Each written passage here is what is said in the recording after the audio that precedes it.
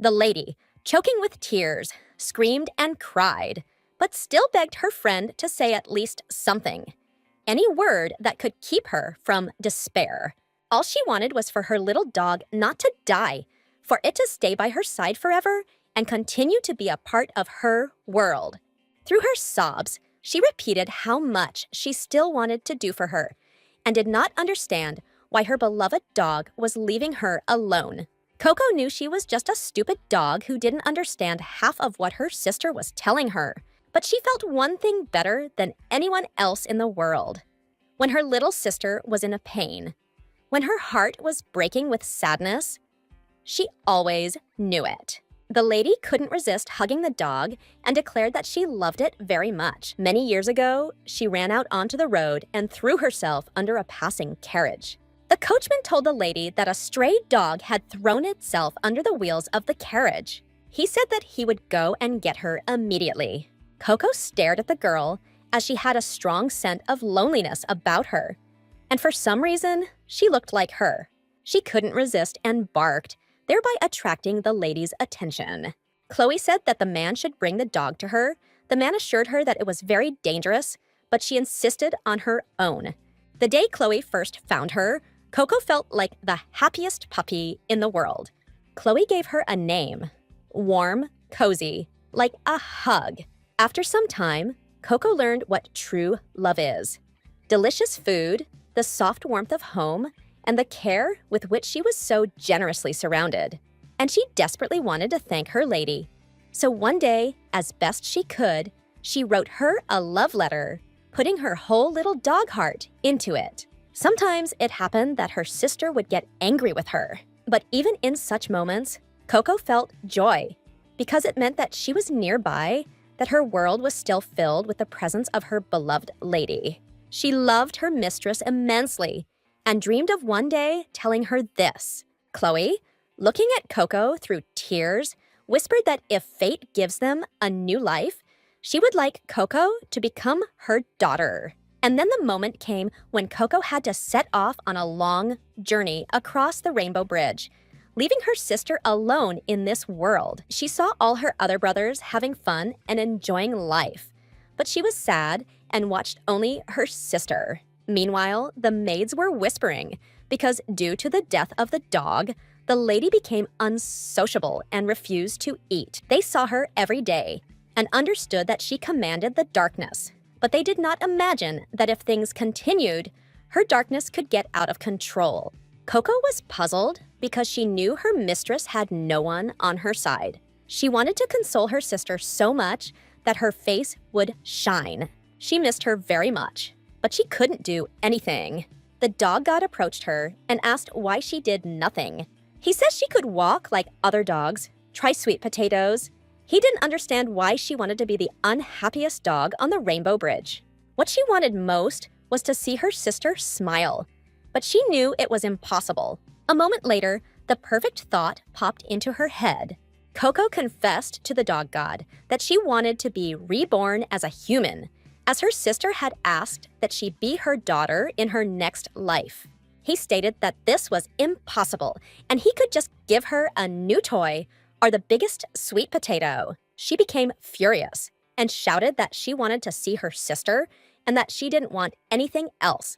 She screamed for him to let her go immediately, as she wanted to become human. He sighed, noting that all dogs behaved the same way. He said that he could have allowed her to be reborn as a human, but he did not advise her to do so, as dogs had a hard time after being reborn. He stated that until her sister felt a real closeness to her as a human, she would not be able to reveal that she was a dog. He said that whether her little sister finds out or not, in 5 years, she will have to unconditionally return to the Rainbow Bridge. She was happy because she understood that she would be able to live next to her little sister for 5 whole years. He stated that she would live in a human body, and it would be more difficult than now because people were different from dogs. But she did not care. He said that sometimes disgusting things were done to her without hesitation, so he wanted to know if she could bear it. She said that she was also bad, and she gave examples of her petty, dirty tricks. He said that dogs were too kind, but once she became human, she would need good abilities. He stated that he would grant her several powers. Firstly, she could talk to animals. Secondly, he gave her the gift of foresight so that she could see the future. And finally, he gave her an intellect that would shine and grow when it came to her sister. A moment later, the dog god poured out his blessing on her. He explained that these abilities would prove useful to her. And at that very moment, he announced with a smile that it was time for her to go. She left her brothers with a smile, but they said that they were really looking forward to seeing her and that she should live a good life. She ran around smiling and said that she would definitely say hello to everyone they knew. Coco is a small but brave dog. She understood that with new abilities, she was going to the meeting. She rushed towards her most beloved sister in the world. After some time, she transformed into a human. Opening her eyes, she realized that she was in the mansion where she used to live with her sister. She saw that she had a human body and no tail and soft hands. She was very happy, and so she became a real person. The dog god declared that she would not become her sister's daughter, but she would be her younger sister. He said that her time was limited, but she must not forget who she really was. Here he was, also called Coco. She lived by the sea in a village, and then she was adopted by the Duke's house. Now she was only 5 years old. She wanted to go to her sister immediately, but at that very moment, she faltered. And a moment later, she fell to the ground with a crash, since, unfortunately, she was not yet accustomed to the human body. A moment later, the young lady heard someone call her. The maid came into the room and stated that she heard a noise, so she asked if the lady was okay. Coco stated that she was fine. The maid asked with a smile if she should help her pack her things, since she would soon have to leave the mansion. She thought for a moment, as she realized that she would soon be going for a walk. At that very moment, she declared with a joyful smile that she loved walks. The maid was taken aback and declared that this was not a walk at all. And then she showed her the notice of eviction and termination of adoption. She asked with bewilderment what termination meant. The maid was taken aback, not knowing how to answer the lady's question. A moment later, she stated that this meant that the young lady had to leave the mansion. She was shocked because she did not expect this. Recently, the ducal house received a revelation that they were to adopt a child blessed by God. With the help of the child's abilities, the line would prosper. The Duke's house quickly found and adopted the blessed child. But a month ago, the sacred mark disappeared from the child's body. Coco was shocked and didn't understand why it was her fault if the sacred mark suddenly moved to another place. Coco wondered if the sacred mark could reappear if it was examined. She knew that she was different from the child whose sacred mark had disappeared. And since she was in this body, everything had to change. The maid smiled and stated that it would be difficult to conduct a re-examination now. Coco told the maid that she needed to meet Chloe. The maid was very surprised. At that very moment, she asked the girl how about Togo performing a great feat, because then she would be able to get an audience with the ducal descendants. Coco said, with a joyful smile, that performing heroic deeds was her specialty. After some time, she came to the stable, because when she was a dog, she loved to play ball most of all. She went to look for the sword, but noticed a man.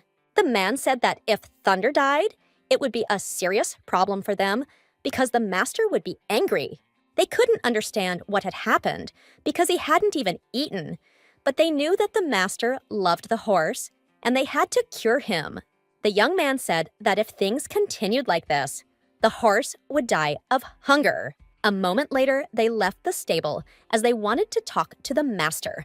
Coco remembered that Mr. Roos was her sister's older brother. He was very irritable, and coldness came out of his hands. At that very moment, she noticed her ball in the distance. She realized that all she could do was leave him and abandon him. A moment later, she threw her ball with a joyful smile. She was happy because she had succeeded, and she had placed the ball, and now she could meet her sister. Then the thunder turned to her and declared that this was not a feat. She looked at him in bewilderment, and asked what one should do in life. He was taken aback by the way she responded to his words. Coco calmly stated that it was so. He was shocked and asked if she really understood his words. At the same time, he was very glad that she could hear and understand him. Then he shouted that she was not a fool, but a true genius. So he immediately asked her for help since he had a splinter. At that very moment, the thunder extended its tongue towards her and showed her where the splinter was. And she declared that he should come closer to her so that she could take a closer look. A moment later, she finally saw a small splinter on his tongue. Coco happily pulled out the splinter and declared that she had succeeded. She realized that it was because of the splinter that he had not eaten, and that people had tormented him. He was puzzled because they made him suffer. At the same time, Thunder was furious because they couldn't find the splinter. He understood that the veterinarians were incompetent. She stated that it was all because he didn't let them near. At that very moment, he declared that she had cured him into a magnificent horse, just like him, and that this was already a true feat. Coco asked him with a smile if pulling out a splinter was really a feat. And he smiled and said that it was a wonderful thing. Coco asked with a smile if that was enough to meet her sister. A moment later, the man entered the stable, but he heard a terrible noise that disturbed him. At that very moment, he was taken aback as he saw a girl next to the horse. He was surprised that the horse let the little girl come close to him. The man was puzzled because he had set up a barrier to prevent strangers from entering, but then he realized that she was from the family. Dumbfounded, he approached the girl and asked if she had calmed him down. She smiled and said that she had helped him, and he had recovered. At that very moment, the man began to examine the horse from all sides. At that very moment, he turned his attention to the girl, as he heard her name and realized that she was adopted and would soon be thrown out. He knew that this was luck, and for him, then looking at the girl, he said with a grin that he must immediately report everything to the master. He knew he could just take all the credit for it. She said she helped Thunder. At that very moment, the man picked her up and asked what she was talking about. He stated that she must have dreamed it. He did not understand what power she could have used to cure the thunder. At that very moment, he carried her out of the stable and declared that she had better return to her room and have a good rest. Coco was in shock as the stable door was closed in her face. She was puzzled because she had tried to accomplish a feat, but all her merits were appropriated by another person. At the same time, the young man was happily running around the stable as he wanted to see his master as soon as possible and receive his long-awaited reward. After some time, his partner also examined Grom. He was shocked and could not believe that he came to his senses so quickly. He looked at the young man with a smile and said that it was really amazing that he had managed to cure the horse. The young man, with his nose in the air, said that it was as easy as pie for him. But before he could finish speaking, a gentleman burst into the stable. The young man really wanted to know where his horse was. A moment later, he joyfully ran up to his horse, as he wanted to hug him. But Thunder just walked past him, ignoring him. The young gentleman was shocked and did not understand where his horse was heading. Russ looked at his horse in bewilderment, since it had never done anything like this before and did not ignore him. But a moment later, the young man froze with bewilderment on his face. The young lady greeted the thunder with joy as it came to her. She hugged him with a joyful smile, as if she felt relieved that he was no longer ill. The young gentleman was perplexed and asked why the girl was suddenly speaking so kindly to Thunder. He was interested in why Thunder was flattering her so much. The young man shouted that he didn't know the answer, but they had to throw her out immediately. She said that this couldn't be done, and she needed to tell them something. Coco said, with a smile, that it was she who cured Thunder. Russ thought for a moment. As the name seemed familiar to him, the young man was furious and asked the girl why. And she lied. But at that very moment, she declared that she had not lied, and she had evidence. She showed a small splinter. Not long before, the young lady watched in horror as the door closed in front of her. She didn't know what to do now, since she had to meet her sister. When she was near the horse, he told her that he had been studying abroad with his master for many years and had only returned a week ago. Before leaving, he drove onto a plane and hastily ate a flower, a thorn piercing his tongue.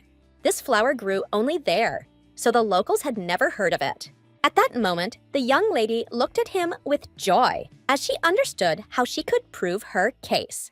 After some time, she said with a smile that the horse was suffering because of a thorn, and she had strong evidence that the thorn from the flower was not from here.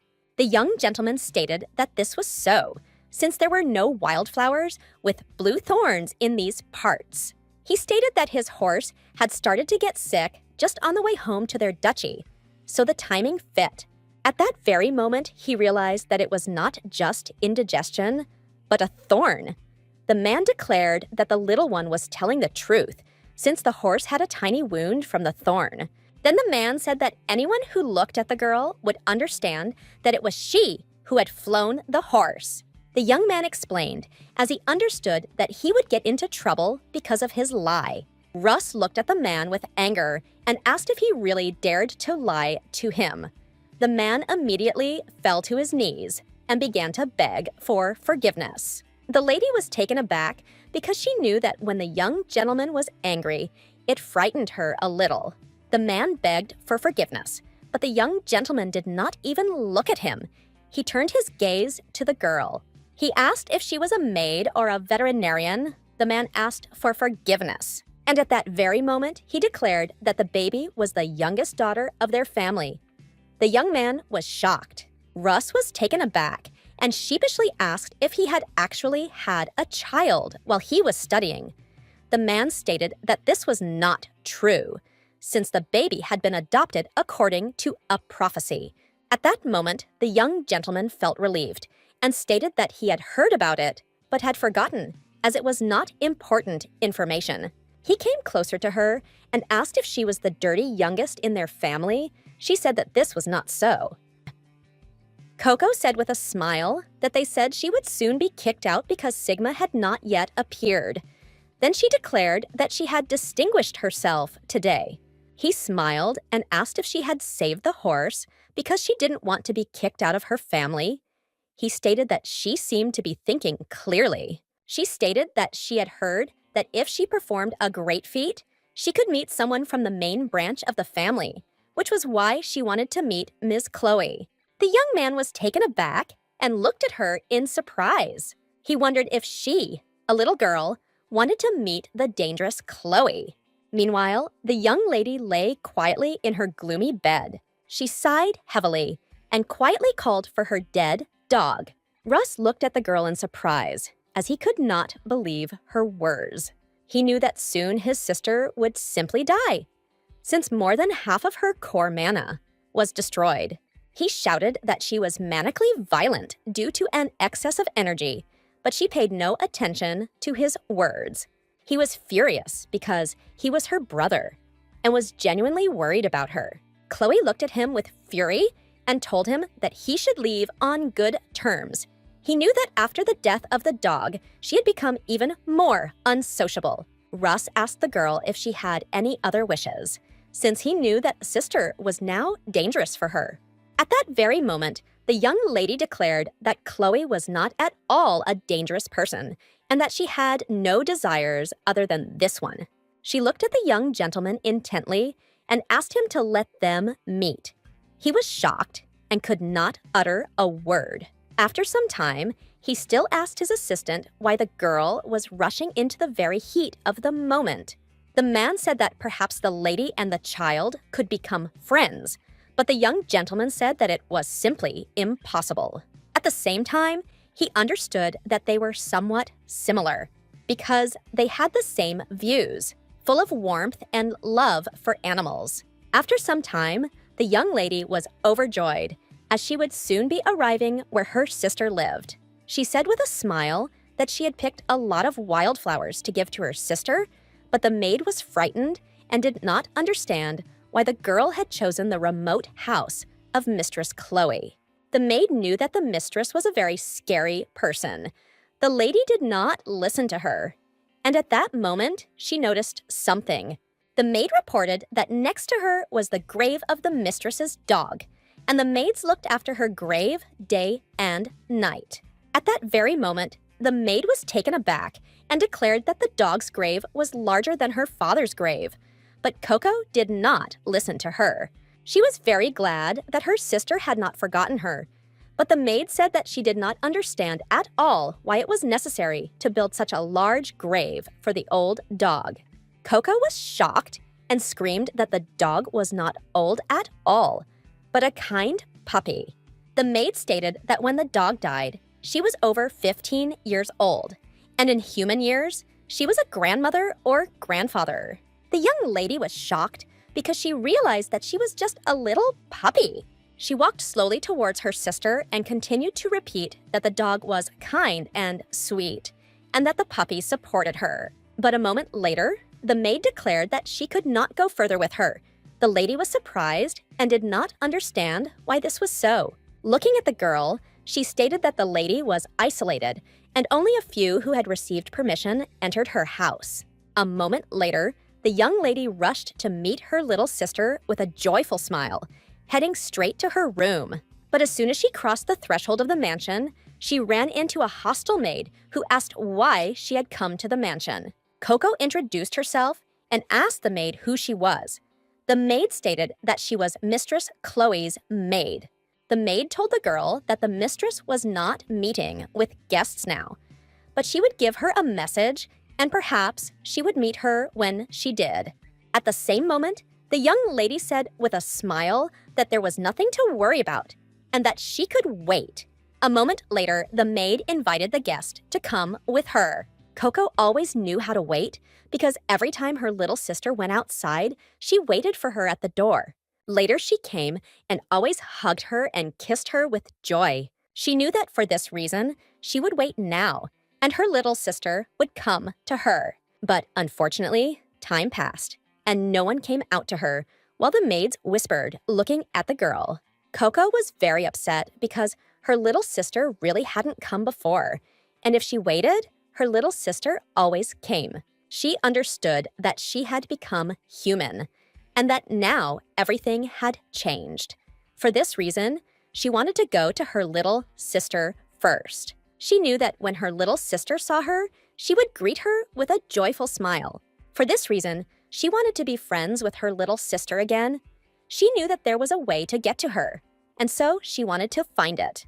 Meanwhile, in the living room, all the maids were happily whispering and discussing the young lady who looked like an angel. But every time they saw the ladies, they saw that they were very different. The lady sighed heavily and asked her companion if Elsa really liked listening to such noise. Teresia, smiling, told her sister that she didn't understand at all what she was talking about. Chloe said that she knew that the girl intended to spread gossip about her so that they would reach her. Teresia said, with a smile, that it seemed that her sister was still having a hard time, but she could help the magician who was on the verge of collapse. Teresia said with a smile that she only wanted to help her because, as she knew, her power, purification, and dark magic were as different as heaven and earth. All people on the continent were divided into several categories: gifted, blessed by God, and using supernatural powers. And the overwhelming majority of ordinary people were gifted, making up a small percentage of the empire's citizens. So each of them was a valuable asset to the empire. And the most valuable was the power of healing. Teresia stated that she could not compare with the healing power, but her cleansing power could also heal the sick. After all, thanks to her, she was, but the title of saint was mine. Teresia stated that because of the topic, it became gloomy in her sister's mansion. Chloe stated that she didn't need to try, but at the same moment she wondered if the girl really wanted to cure her in order to get her father's recognition. Chloe said that if she wanted to be recognized as the heir, she should mind her own business. Instead of tormenting her, the lady was furious with her words. She wanted to get even with her immediately, but she understood that there were maids nearby, For this reason, she could not be angry. She looked at her sister with a smile and declared that she had no idea what she was talking about. Teresia, with a haughty smirk, declared that the only reason she hadn't locked herself in the mansion for a year was because her dog had died. Chloe glared at the girl and declared that her patience was running out and she had to leave immediately. Teresia was taken aback and asked her sister in surprise if she was really going to use force against her. Chloe smirked and stated that even if she got out of control, her sister would be able to heal her. Teresia was furious because the girl threatened her with her power. She wanted to deal with her immediately, but was lenient towards her. Meanwhile, the maids looked at the lady with fear. Teresia understood that it was better this way. Teresia said with a smile that she understood everything and that her sister was not happy with her experiences. She said that sister was not feeling well today, so it was time for her to leave. After some time, her smart lady sat quietly in the room alone, but at the same time, she felt a darkness that was slipping out of her control. She was puzzled, as her body could hardly withstand even a simple spell. If she had known about this a year ago, she would not have believed her ears. All last year, she was asked the same thing, because she always wanted to become the Duke's heir. She always wanted to earn her father's recognition, so everyone was confused and didn't understand why she decided to give up everything.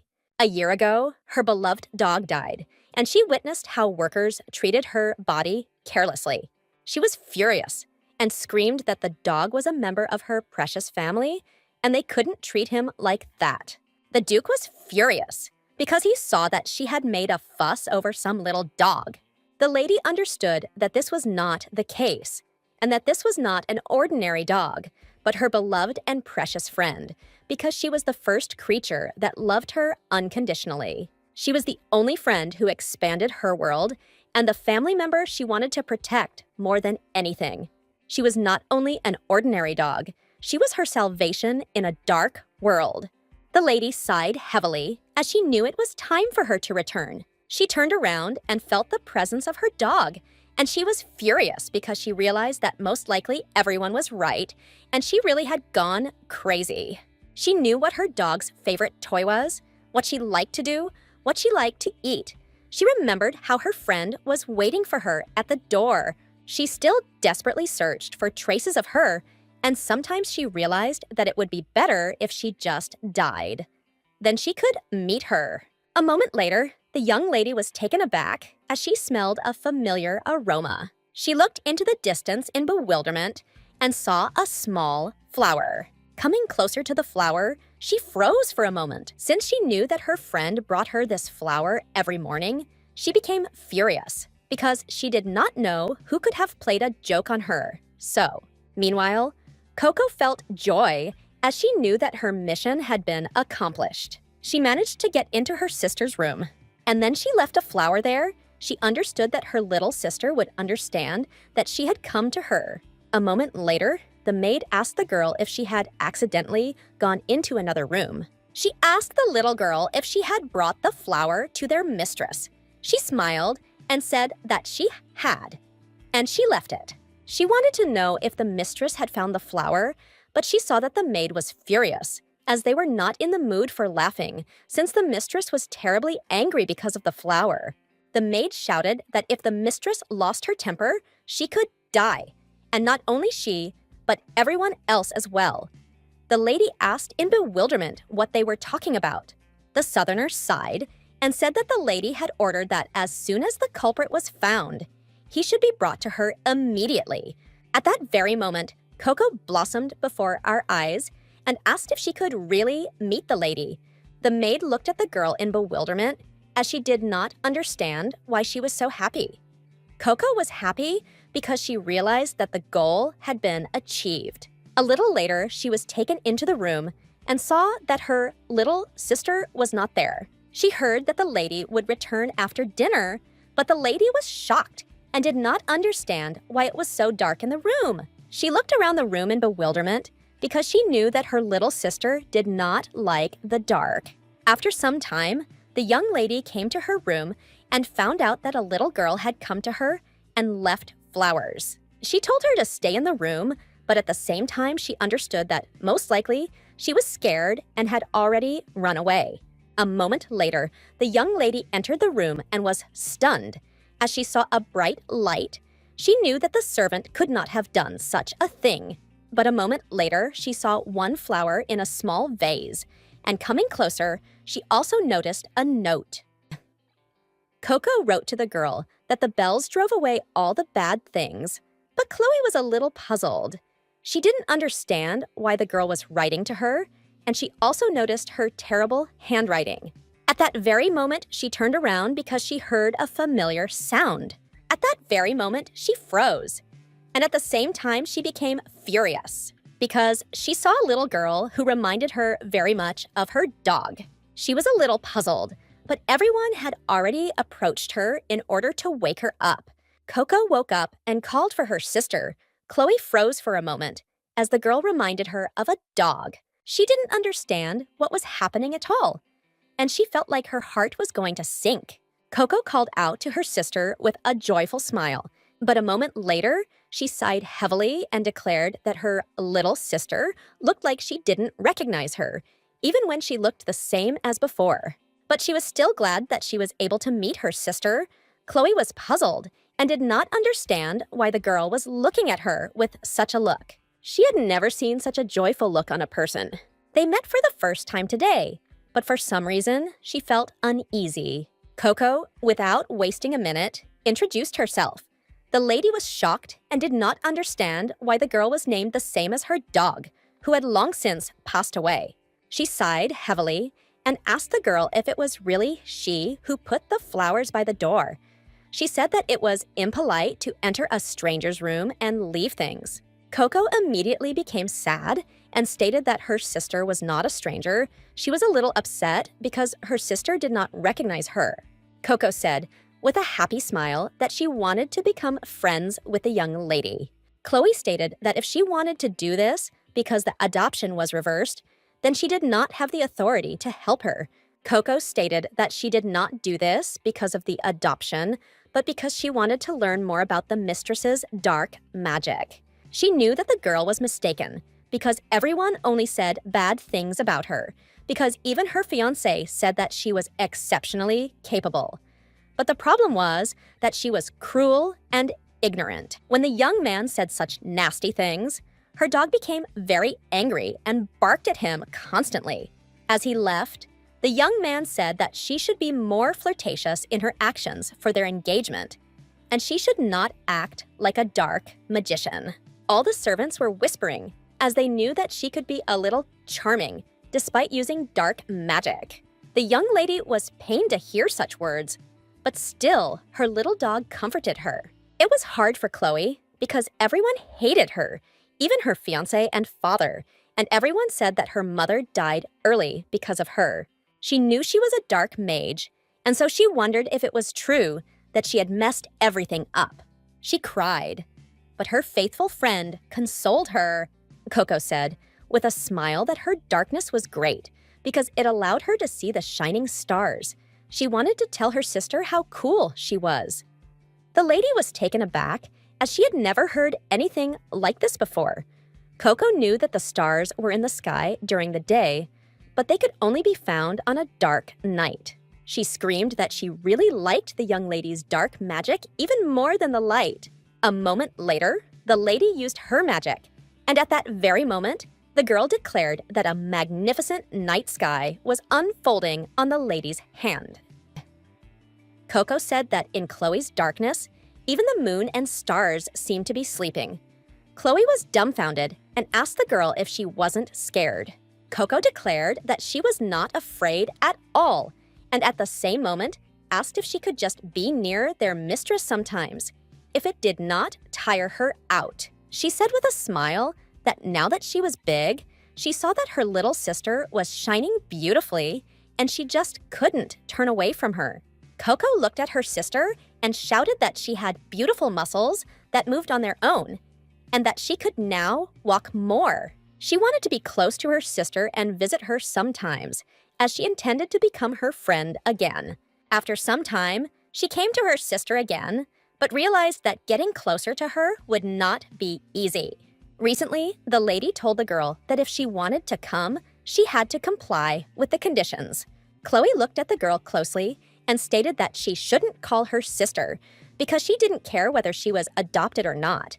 But she wasn't part of their family. She said that the girl was not her sister, and there was only one person she recognized as her family. Coco was very worried that her sister was lonely now because she felt a strong smell of loneliness coming from her. To her regret, there was no soft blanket that her sister gave her, no warm hands for her sister, nothing. She knew that since she was not banned from entering her sister's house, she would be able to meet her relatives in the future and change everything. She knew she had to be strong so that one day her sister could smile at her with her happy smile. The next day, she dressed beautifully and announced with a joyful smile that she was going to see her sister. But a moment later, she heard some noise. The mouse quickly ran up to the girl and stated with bewilderment that she used to be a dog. She asked in surprise how he recognized her, but she was curious how she could talk to mice. He stated that she had received a blessing and could talk to all animals. At that very moment, the emperor of the mice, the ruler of all mice, greeted the lady. He declared that the god of dogs had called them from another mansion, and they had come to her. She was surprised and did not understand why he did not come to her himself, but sent mice. The emperor said that he was busy, so he acted in this way. At that very moment, he declared that he had received a mission from the dog god, and the time had come to tell her about the future. Coco remembered that she could now see the future. Coco said with a joyful smile that she didn't know the future, but he had to tell her everything. The emperor stated that she had a good reaction, but first she needed to pay attention to something. He stated that the future can only be seen once and only in relation to her sister, so she must watch everything carefully and remember everything clearly. At that very moment, the lady declared that since the future would be about her sister, she would remember everything. A moment later, the preparations were complete, and the young lady fell into a short sleep. The Duke looked menacingly at the girl and asked if it was because of Chloe that the Duke's younger brother had gotten out of control. Teresia immediately declared that it was true because she had seen how sister used the darkness. Coco was shocked because she knew her sister would be persecuted and slandered. She screamed that her little sister had never done anything like that. But the Duke only angrily told his daughter that she was expelled from the duchy. Coco was shocked by everything that was happening. Coco looked in horror at her little sister, who begged her for forgiveness. A moment later, she returned to reality again, and the emperor asked what had happened because she was crying. Coco burst into tears because she saw that her sister had died. The emperor was shocked by her statement, so he asked if she had really seen a future in which she could not save her little sister. The young lady stated that it was, but she knew that everything was fine. She remembered her brothers who told her with joy that she should do everything possible to ensure that her little sister lived happily and lived with her, and later returned to them. She was upset because she didn't know what she could do in this situation. At that very moment, she declared that her brothers had declared that the future could be changed, and her little sister would not die. The emperor thought for a moment, as this was very surprising, and then he said that the Duke had said that they should close the gates for a while. He stated that the maids had already isolated the mistress in the mansion, and they also filled all their pockets with money. He assumed that the young lady was feeling very lonely right now, and Coco, in turn, was furious because the maids were treating her little sister badly. She understood that in the future, she saw that her little sister only became more unhappy. But she understood that this time, everything would be different. She knew that right now, her little sister was being tormented the most by her stepmother and stepsister. She couldn't deal with them right now, but she could teach the maids and their leader they sent a lesson. At the same moment, she stated that when it came to her little sister, she became very smart, so she was going to quickly deal with everyone. The emperor stated that as soon as she saw the future, her gaze became incredibly insightful, and she said with a smile that she was the most insightful of all. She also said that she saw the future, and the maids had a book where they wrote down all the stolen amounts. He asked in surprise if they really had a book of records of thefts. Coco said that they did, and if they could find it, they would be able to fire the maids. At that very moment, she asked the emperor to show her the secret passage, and later she would give him a double portion of cheese. She asked with a smile if he would fulfill her request. He smiled and said that for such a reward, he would do anything. But at that very moment, he shouted that he had not taken the bribe, but had decided to help her out of the kindness of his heart. After some time, he asked her with a smile if she was ready for a change. Coco smiled and said that she was ready for anything. At that very moment, the emperor declared that they had to refine the plan. He said that they were divided into several teams and were looking for the accounting book and her old toy. She said with a smile that it was so, and he should find the toy and give it to her. She knew that with the help of the toy, she would get permission to stay the night. He stated that she was a very brave puppy. Coco stated that she felt like the maids were hiding the stolen money in the warehouse every night. So she wanted to make sure Sister caught them red-handed, so they couldn't lie. At that very moment, the emperor announced that it was time for him to go searching, and the lady asked him to be careful. She was glad because her mission had already begun. Coco understood that she would soon get rid of the maids. A little later, the maids informed the mistress that the girl had come to her, but the lady said that she was having lunch, so they had to send her away. The maid came out to the girl and, looking at her with a fierce gaze, declared that the mistress was having lunch, so she should not disturb her. Coco sighed and wished the lady bon appetit. The lady was a little surprised by such words. She was puzzled because the maids were bringing her spoiled food because she could not taste it due to the side effects. She was a little puzzled, as she didn't want to pay attention to it, since the anniversary of her dog's death was coming up soon. A moment later, all her thoughts vanished as the lady entered her room. Chloe looked at the girl in bewilderment and asked why she came to her again. Coco stated that she came because of the toy. Coco said that the young lady had lost something, and for this reason, she wanted to return the small ball to her. Chloe was taken aback when she saw her dog's favorite toy. She didn't understand where the girl got it from, since it had been lost for a long time. Coco said, with a smile, that she saw the mice dragging the toy. Coco said the mice hit her, but she was actually very good at catching mice. The young lady looked at the girl in bewilderment and asked what she was getting at. Coco asked if she could stay with the lady for just one night, since the mice appeared at night, and as soon as they came out, she would find another toy again. The young lady sighed heavily as she heard complete nonsense, but she knew that if her dog had another favorite toy, she might be able to find a trail she didn't know about. She sighed heavily and said that she agreed with the girl, but only today she must catch the mice.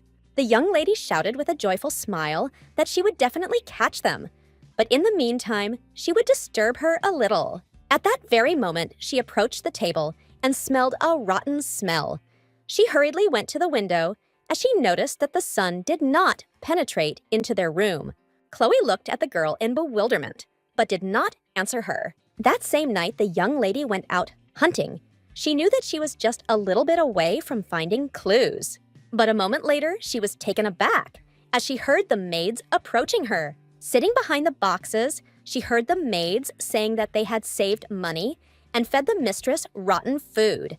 She was furious and just wanted to bite them, but she understood that she had to endure it for the sake of her little sister. After all, this is why she developed a plan with the mice. She deceived the evil headmaid and quietly made her way into the basement. Coco sniffed and smelled the strange smell the mice had told her about. She smelled food and a smell full of evil intent. A moment later, she saw the place where the smell was the worst. She came closer and noticed the evil maid's ledger. She knew that now she could be near her sister and still get the maids out. At that very moment, the young lady hid the book and decided to leave this place as quickly as possible. But a few moments later, she was taken aback as she heard the distinct voice of the maid. A moment later, the maids entered the basement. The young lady quickly hid, but the maid continued to search for her. She prayed to the dog god and hoped that everything would work out and no one would notice her. But a moment later, all her thoughts vanished, including her hopes, as the maid came closer to her and looked at her with fury. Coco couldn't resist and screamed when the maid picked her up by the collar of her clothes, and the maid mockingly declared that the girl had cleverly hidden herself. At that very moment, she looked at the girl and told her partner to go get the head maid because they needed to decide what to do with her. Coco was shocked and realized that she was in a bad situation. Because she was spotted by the nasty maids, she understood that she should not reveal to Togo that she found the recordings. At that very moment, the maid carelessly threw the girl to the ground, and she fell with a crash. The maid looked at the girl closely and asked if she hadn't been taught that good girls should go to bed early. The maid was furious and wanted the girl to tell the whole truth, what exactly she saw and heard. Otherwise, she would have reported it to the boss and would have been immediately thrown out the door. Coco stated that she would not be kicked out and that she would still be useful. At that very moment, she showed a small toy and said that she had simply found a toy bone. She had her own plan prepared for this occasion. The maid asked in bewilderment if she had really gone down to the basement for a dog toy. She didn't believe the girl. At that very moment, the young lady went down to the basement and, looking menacingly at everyone present, asked what they were doing in such a place. Coco happily rushed to her little sister, while the maids looked at their mistress in bewilderment, as they did not understand how she ended up in such a place. Earlier, the lady told her sister that she would find the toy and immediately return to the room. Chloe stated that as soon as she found the toy, she should shout "bone toy." As she was leaving, the lady said that she would come for the girl wherever she was. Coco was very happy as she saw that her sister had really come for her. At that very moment, she showed the toy bone and declared that she had found it. The maids were shocked, but the lady said that they should be silent, but she praised the girl and asked for their pair for herself. The young lady stared at the little toy for a moment, but at that very moment, Coco announced that she had found a very suspicious book. Chloe took the book from the girl and said that they would discuss everything later, and now she had to go upstairs. At that very moment, she looked menacingly at the maids and called them. She was furious, but said they had to follow her. She sighed heavily and asked if they had fun, plotting in the basement every night. She said they shouldn't think she didn't know anything. The maid was shocked and didn't understand what had come over her mistress, as she had never paid attention to such things. She asked for forgiveness and asked her mistress why she had suddenly become interested. The maid said that the mistress knew about their embezzlement. Chloe stated that she knew about everything, but did not pay attention. But at that very moment, she remembered how they hit the little girl. She became furious and said that they should not have touched a small, defenseless child. They were shocked and wondered if she was really furious over a simple girl, since she hadn't cared about her before. The maid sighed heavily as she understood everything. She remembered the Duchess telling her to follow the girl, and it would be nice if she turned the whole house upside down. The maid told her mistress that she could count on them. She served the Duchess, and her anger did not frighten her. A moment later, she announced with a smile that she would return to the Duchess, because, as the lady knew, only the mistress of the house could punish the maids. She said with a smile that she would accept the punishment personally from the Duchess. Chloe looked at the maid with fury. At that moment, she looked intently at everyone present and declared that they had not learned the house laws well, since members of the family in a direct line had the right to punish servants with magic. She saw that they were very impudent, so without wasting a minute, she used her magic on the maids. Chloe looked at them with a predatory grin and declared that they could scream as much as they wanted until tomorrow morning, because she could take pity on them and forgive them. Then she heard a terrible scream and a plea for forgiveness. But the young lady paid no attention to them and hastily rushed to leave them alone with the nightmare. Usually she would leave everything, but this time she was furious and wanted to punish them. And moments later, she felt terrible pain. The lady realized that she had spent too much magic, which is why she heard a ringing in her ears. But a moment later, she saw her beloved friend in her memories. Chloe was furious because she felt endless pain. She fell to the ground with a crash and, sighing heavily, called for her dog.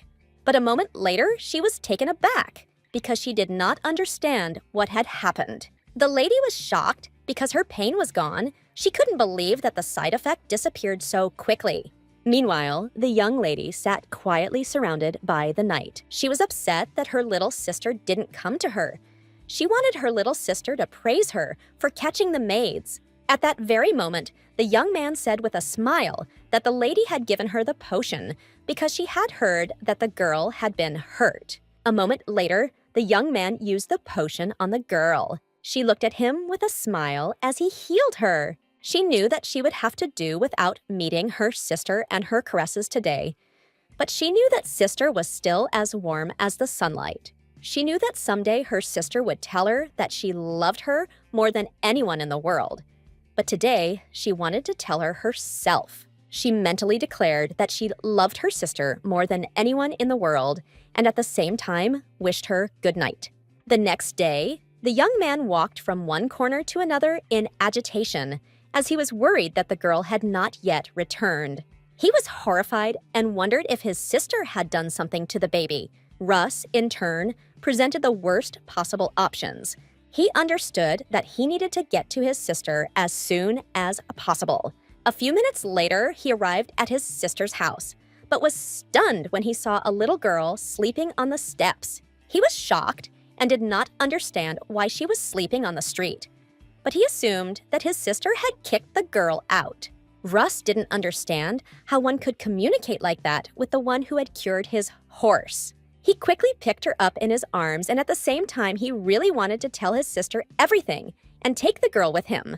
Moments later, he burst into his sister's house and angrily asked how she could do this to the savior of their horse. But a moment later, he froze with surprise on his face. He didn't understand why there was such a commotion in the house, and he saw many unfamiliar faces, and he wondered if everything had really changed overnight. A moment later, he put the girl down, because he understood that no matter what, he had to talk to his sister. Looking at the girl, he sighed heavily as he realized that she could not be left unattended even for a day. But at the same time, he saw that she was fast asleep, drooling. Russ looked at her in bewilderment and wondered how much longer she would sleep. He came closer to her and tugged at her face, noticing that she was all dirty. Russ sighed and stated that it seemed like his sister had kicked her out. He didn't understand what it was about his sister that had hooked her so much. But as soon as he uttered the name of his sister, young lady, we quickly came to our senses. Russ was taken aback as she frightened him with her quick awakening, while the lady did not pay any attention to him. She only concentrated on searching for her sister. A moment later, she finally saw him and asked if he had carried her into the house while she was outside. He always skillfully asked what she had done to get kicked out. She stated that no one had kicked her out, and she had simply left. He looked at her menacingly and declared that this was what was called kicking out. Coco looked at the young gentleman in surprise, while he said that she could go to him and he would buy her everything she wanted. A moment later, the young lady entered their room and told her brother not to bother the girl, as she had not kicked her out at all. Coco shouted with a joyful smile and called her little sister. After some time, they were drinking tea, sitting at the table, and the young man asked his sister if she hadn't thrown the girl out, why the girl was sleeping at the entrance. Chloe was very surprised, and she stated that she had ordered a separate room to be prepared for her. Coco was puzzled and did not know what to answer them. At that very moment, she said shyly that it was beautiful outside the window, and she went out to look, and since the sun was warm, she fell asleep. The young gentleman sighed heavily as he realized what had happened.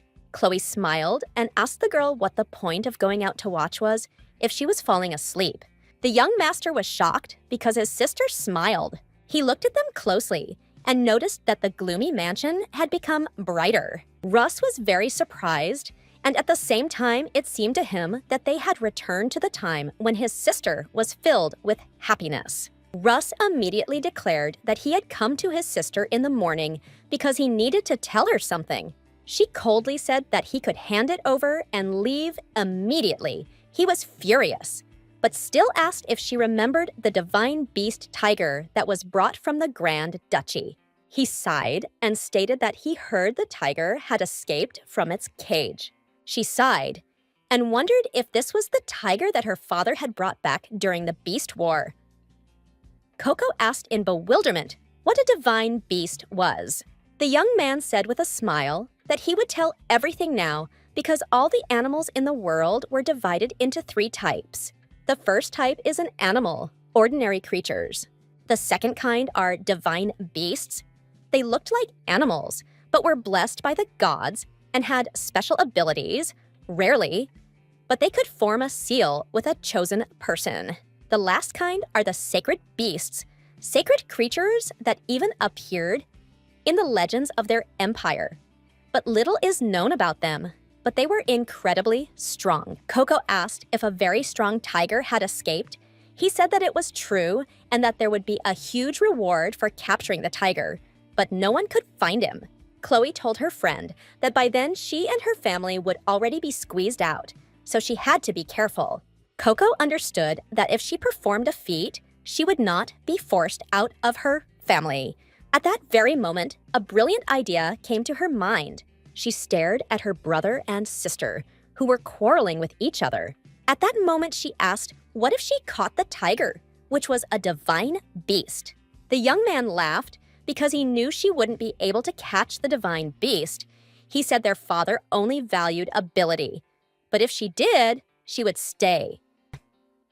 Coco said, with a joyful smile, that in that case she would catch the tiger because she wanted to continue to be with her little sister. Chloe couldn't stand it any longer and shouted at the girl not to say stupid things. She said that the girl was small and weak. She asked the girl if she really wanted to get into trouble again and get hurt. At that very moment, she could not stand it any longer and told all the guests present to leave because she was tired. Coco knew they didn't want her to catch the tiger, but she needed a challenge, so she had a brilliant idea. After some time, she gathered all her friends. At the same time, she said with a smile that they should listen to her carefully. Since she needed their help, she wanted to find out where the tiger was. But after she explained everything to her comrades, they were wildly horrified since they did not understand how she was going to catch the strong spirit. The emperor said with horror that if he attacks a mouse, the tiger will swallow it and not even notice. She asked in bewilderment why this was so. Since he was a cool imperial mouse, he stated that even great mice are not omnipotent. He screamed that his instinct told him to avoid the tigers and not to go in the direction where he was. She wondered for a moment which of the animals could help her. They said that no one would help her and that she would not leave unnoticed. Coco was in shock and didn't know what to do because she needed to find the tiger. At that very moment, they bowed down and asked her for forgiveness. Since they could not help her, they said that they instinctively knew where not to go. At that very moment, she blossomed before our eyes and asked the emperor to tell her the places where his instinct forbade him to go. She stated that there would certainly be a tiger in that place, and the emperor was taken aback as he had not expected anything like that at all. He was the great emperor of mice, although all beings must bow before him. He was now trembling very much, but at the same time he saw how Coco was happy and running towards the unknown. Coco said that as soon as the tiger appeared, he should hide. The emperor was scared, as he did not know what could happen. At that very moment, trembling with fear, he told her the right direction. After a moment, the emperor began to shout that they must leave. But the lady said that he did not need to worry, as she would not die and would protect him. Coco controlled the emperor and knew when they were going in the wrong direction. She turned him the other way, and from his reaction, she immediately realized that they were on the right track. A moment later, she looked at the little mouse in bewilderment. He was taken aback and asked in horror if she hadn't felt anything. He shouted that just a few steps away, "You are the tiger's den." She was stunned and froze for a moment. The little mouse was shocked and felt wild fear. He screamed that this was his end, but he had great hopes for her. The young lady was shocked because she did not expect to see something like this. She had prepared a small bag for him in advance and, sighing, declared that he had done well and that as soon as it was safe, she would wake him. Looking into the distance, she realized that she had arrived at the exact place, since the mouse had fainted. But she realized that it would take her time to search. A moment later, the young lady went in search of the tiger. At the same time, she searched everywhere she could and called for the tiger. She did not lose heart and continued calling the tiger. But after a few moments, Coco's face sank as she realized he wasn't coming out to her. She didn't know what to do, but after a few seconds, she noticed a shadow and trampled grass. Coco looked into the distance in bewilderment as she did not understand why the grass was not moving. It seemed to her as if a huge animal was sitting there. She remembered that the spirit beasts had an ability. She realized that most likely the tiger had an ability, and for this reason, no one could find it. At that very moment, she looked at the shadow and declared that she had found a tiger. Coco, looking into the void, declared that the tiger was in front of her. Tiger was taken aback, as he did not understand how she knew that he was in front of her. She came closer to him and greeted him with a joyful smile, while the tiger was stunned, because he did not even take off his ability, and she managed to find him. But looking at the girl, he wondered why he didn't feel rejection. He wondered if the girl had some kind of unusual ability. At that very moment, he scratched a few words on the ground and asked if she could see him. She cried out with a smile as she saw the inscription. Coco stated that she did not see the tiger, but she saw the letters and could read them. She did not understand how the girl could read her words. Coco stated that she could talk to animals. Coco, smiling, said that she came for the tiger, but at the same time she asked why he ran away.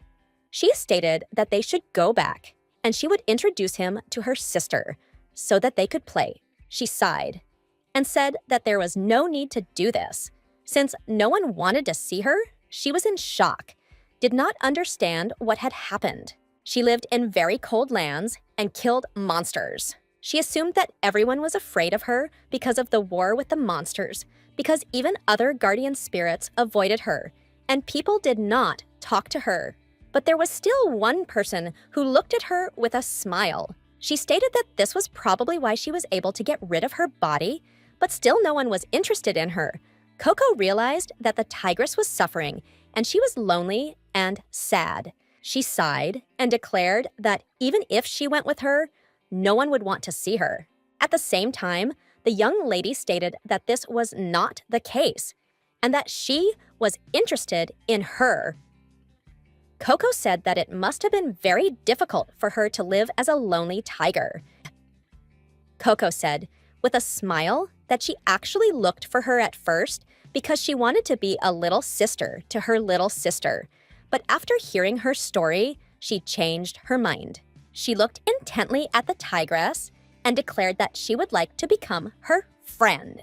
The tigress was very shocked by her words because she saw a person who not only spoke to her, but also wanted to become her friend. She looked at the girl in surprise and asked if she would really become her friend. The young lady smiled and said that it was so. Coco said, with a smile, that she would hug her to warm her frozen heart and make her happy, so she wanted the tigress to go with her. At that very moment, she remembered the boy who, with a gentle smile, said that he would visit her sometimes, and she should definitely wait for him, because that was his promise. At that very moment, her expression changed, and she declared that she could not go because she had something she had to do. A moment later, she turned around and, using her power again, asked the girl to come back. The young lady was shocked. She wanted to talk to her a little more. After some time, she sat quietly and thought about what the tiger really wanted. She could give her tasty food and fun games. A moment later, she came to her senses as she saw the young lady. Chloe asked the girl in surprise if she had already dug through everything while trying to catch the tiger. Coco looked away, embarrassed, and stated that it wasn't so. Chloe said that the girl didn't know how to lie, and she had already heard about everything. Chloe looked at the girl sharply and stated that it was none of her business and that she should now quietly go home. Coco knew that she had to do this to stay with her sister. And after just one moment, it dawned on her. She finally understood something important. She remembered how the tigress said that the guardian spirits avoided her, and people did not speak to her at all, except for one person. Coco looked into the distance with a joyful smile as she realized that the tigress, like her, had someone dear to her. At that very moment, she stood up and told her mistress that she would soon return. The young lady looked at the girl in bewilderment as she realized that she was about to do something again. After some time, the young lady ran to the tigress and declared that she had realized something. She looked closely at the tigress and asked if she was really looking for the friend she wanted to find. She asked the tigress if she really wanted to see a man, and so she ran away from them and hid. Coco said that the tigress could go with her, and she would help her find a friend. She flashed a joyful smile and resolutely promised that she would do this. And then the tigress, without a doubt, would become truly happy. Thanks to the tigress, she suddenly remembered that she had once seen the future. The tigress hid in their duchy for a long time, but one day, she reappeared in the Northern Grand Duchy, as if she had returned to where she should have been from the very beginning. But very little time passed, and her path was cut short. The tigress died. Coco sincerely wanted the tigress not to die, as in that vision. For this reason, she suggested making pinky promises. The tigress asked in surprise why the girl had tried so hard for her. Coco couldn't hold back any longer. She rushed forward and hugged the tigress tightly, as if she was afraid to let go even for a moment. She knew very well how terrible it was to be alone, cold, and scared.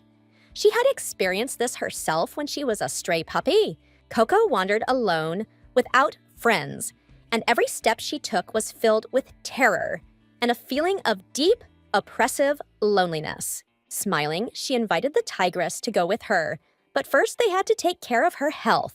She said with a smile that in time the tigress would be able to find friends. The tigress sighed heavily and immediately agreed with the girl, hugging her back tightly. After some time, the young lady rushed to her comrades, full of excitement and impatience, to share the important news with them. In her joy, she called for their attention as she intended to make important announcements. Russ asked with a smile what had happened, as he assumed that she had done something wrong again. But the lady assured him that this was not the case. With a joyful smile, Coco exclaimed that she had brought the sacred tigress of the Duke of Ardos. The young men looked at her in bewilderment. They didn't see the tigress at all. Then they all declared in one voice that they had seen nothing. She screamed and said that the tigress was invisible. A moment later, the lady turned to the tigress and quietly informed her that everything was now safe, and she could show herself. Everyone present froze in surprise for a moment as the true form of the tigress appeared before them. The Lady of Joy screamed, and the tigress bowed her head and greeted everyone. Everyone present was surprised because they did not know that the tigress could become invisible, but they were surprised that the girl brought her. Chloe, taken aback, asked the girl how she managed to find the tigress. After some thought, she explained that the mice were afraid of the tigers, so she went where there were none and accidentally noticed someone sitting on the grass, which later turned out to be the tiger itself. Coco happily declared that she was good at handling animal friends, so she asked the tigress to come with her. Russ was taken aback and asked if she really had an ability all this time that they didn't know about, since not everyone could talk to animals. At that very moment, The man realized that she had healed the horse because she knew how to understand and talk to animals. Russ, overwhelmed with joy, picked up the girl in his arms and praised her, adding that she could become their little sister. She asked with a joyful smile if she could really become Lady Chloe's sister. Chloe stated that they should have waited with it because everyone was curious about who she really was. Coco was upset, and the young man, noticing this, looked sternly and angrily at his sister. Coco was extremely upset that she did not receive praise and approval from her little sister, but she still understood that since she had brought the tigress, the Duke would reward her. She wanted to ask him to allow her to officially become Chloe's real sister. Russ, looking at the lady, admitted that she did not know what their father was like, and this made him feel somehow uneasy. He said that the Duke was a man with an explosive character, and for the slightest prank, he would not hesitate to send him to study abroad. She looked at the young gentleman with fear because she had seen the Duke when she was still a puppy, and even then, he was an incredibly frightening person. The man trembled with fear, assuring the Duke that it was impossible to build a ship in a month, but the Duke stood adamant and did not want to hear a word. At that moment, he threw the documents in the man's face and angrily told him not to whine and to get down to business quickly. The man rushed to run away from the Duke. The Duke was seething with rage, seeing that today's youth was completely devoid of character and firmness. A moment later, a man came out into the Duke's tent and apologized for the intrusion. Then he informed the Duke that they had received a message that the escaped divine beast had been captured, and that it had been captured by a little lady who was a blessed child. He was surprised because he knew that she was weak, but he noticed that behind her weakness there was a gift. At that moment, the Duke firmly declared that he would personally check whether she had really caught the tigress, and if so, she would be adequately rewarded. He informed his assistant that as soon as he had settled all his affairs, he would return to the estate and sort things out completely. A few days later, a small banquet was held, and everyone was whispering because Chloe did not come. Leah asked Teresia how she found time for such entertainment, being a candidate for sainthood. Teresia said with a smile that her sister was just a little ill, so she was replacing her. Those present whispered among themselves, amazed by her kindness and attention, and Teresia only smiled and admitted that she had to try even harder. Then the ladies began to communicate among themselves and discuss the fact that the divine child had managed to find the tigress. Teresia smiled as she noted that there were many gifted people in their family, but inside she was seething with rage, wanting the girl to be kicked out. She knew that the girl often visited her sister, and at the same time she assumed that this was her last act of despair. But she could not even imagine that the girl would succeed in catching the most divine beast. Teresa was furious when she heard the news, because she knew that her father would pay attention to the girl. She realized that this would attract his attention to Chloe as well, and she knew that she needed to act immediately and come up with a way out. Then the young lady asked everyone present if they had heard any strange rumors. She reported with alarm that the divine tigress was on the verge of death. It was said that her time in this world was almost up, and her departure was inevitable. Teresia, unable to contain herself, smiled and asked curiously if this was really true. Coco approached the tigress and noted with concern that she had heard about her illness, but was primarily interested in her health. She noticed that the shadow of death had appeared under her paws. They called her the Black Lion. They said that this mark appeared on spirits before their death, and the one who was touched by the Black Lion would soon die. Her heart was full of sadness. Coco could not change the fate of the tigress and find her friend. That is why she was looking for a way to save her. The tigress sighed and stated that she had heard something. After some time, the young lady went in search. She was overcome with anxiety as she could not find any medicine that could save the tigress. Earlier, the tigress told her that she had heard about the blue rose and its thorns could help her. She claimed that if the thorns were eaten, they could destroy the black lion. She herself had never seen a rose, but there were rumors that this was the only way. Coco was a little confused as she had dug up the entire garden, turning it upside down, but, alas, had found nothing. At the same time, she wondered whether she should go beyond her sister's house. A moment later, she turned and, beaming with joy, met her sister's gaze. At that moment, she wondered if her sister knew anything about the mysterious rose. Chloe looked at the girl in surprise because she had forbidden her to enter the garden. At that moment, Coco declared that the tigress needed a thorn from a blue rose, and she was looking for it. The lady looked at the girl in surprise, but a moment later, she asked her companion if she knew the meaning of this flower. Coco looked at her with bewilderment. At the same time, the young lady told her companion that blue roses did not exist in their world. Coco was stunned by what she heard because she understood that the rose was the only thing that could save the tigress. Chloe looked at the girl closely and told her not to lose heart. She sighed and stated that there was something.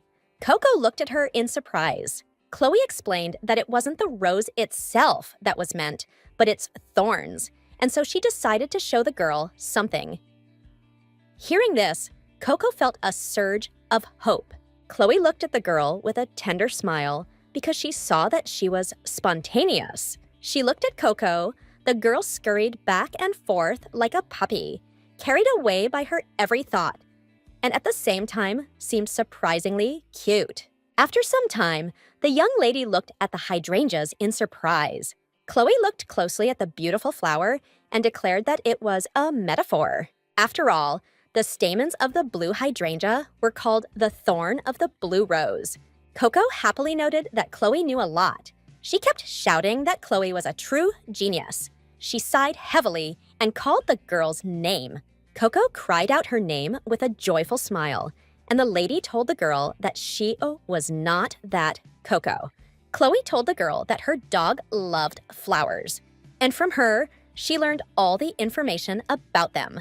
She said that her favorite ran around the garden every morning. For this reason, they explored every corner of the garden. She sighed and told the girl that this was the reason she asked her not to come to the garden. She sternly declared that the girl was trampling the grass and that her pet's tracks disappeared when others walked over them. Coco realized that she was upsetting her sister, and this made her sad because she was trying to come back to make her sister happy. Plucking up her courage, she asked the lady if she was sad because she was not there. Chloe said sadly that she didn't want to see her traces. She wanted to stop chasing shadows and hug her at least once. She wanted to feel that feeling of warmth again. Coco looked at the lady with sadness and realized that she had been crying while she was gone. Chloe pulled away from the girl and declared that she had already found everything she was looking for. After giving her the flowers, she stated that the girl could do whatever she wanted, but she had to leave the garden. Coco, in turn, looked at her departing sister with her sadness and longing. She knew that her sister would have to wait a little, but she wanted to try to do everything so that she would recognize her and never be sad again. After some time, the man informed the lady that the tigress was weak and her visit was completely inappropriate. But she calmly replied that she was able to help the tigress because she had a special gift. Leah said with a grin that her gift allowed her to feel not only human emotions, but also the sadness and joy of animals. She said that Lady Teresia had told her to test the beast with the gift, so he had to open the door. He was shocked and knew he couldn't object to her. While they were arguing, Coco came out of the room and stated that she was looking after the tigress. Then the young lady was taken aback as she was close, but did not feel any of the beast's emotions. She assumed the worst, and so without hesitation, she burst into the room.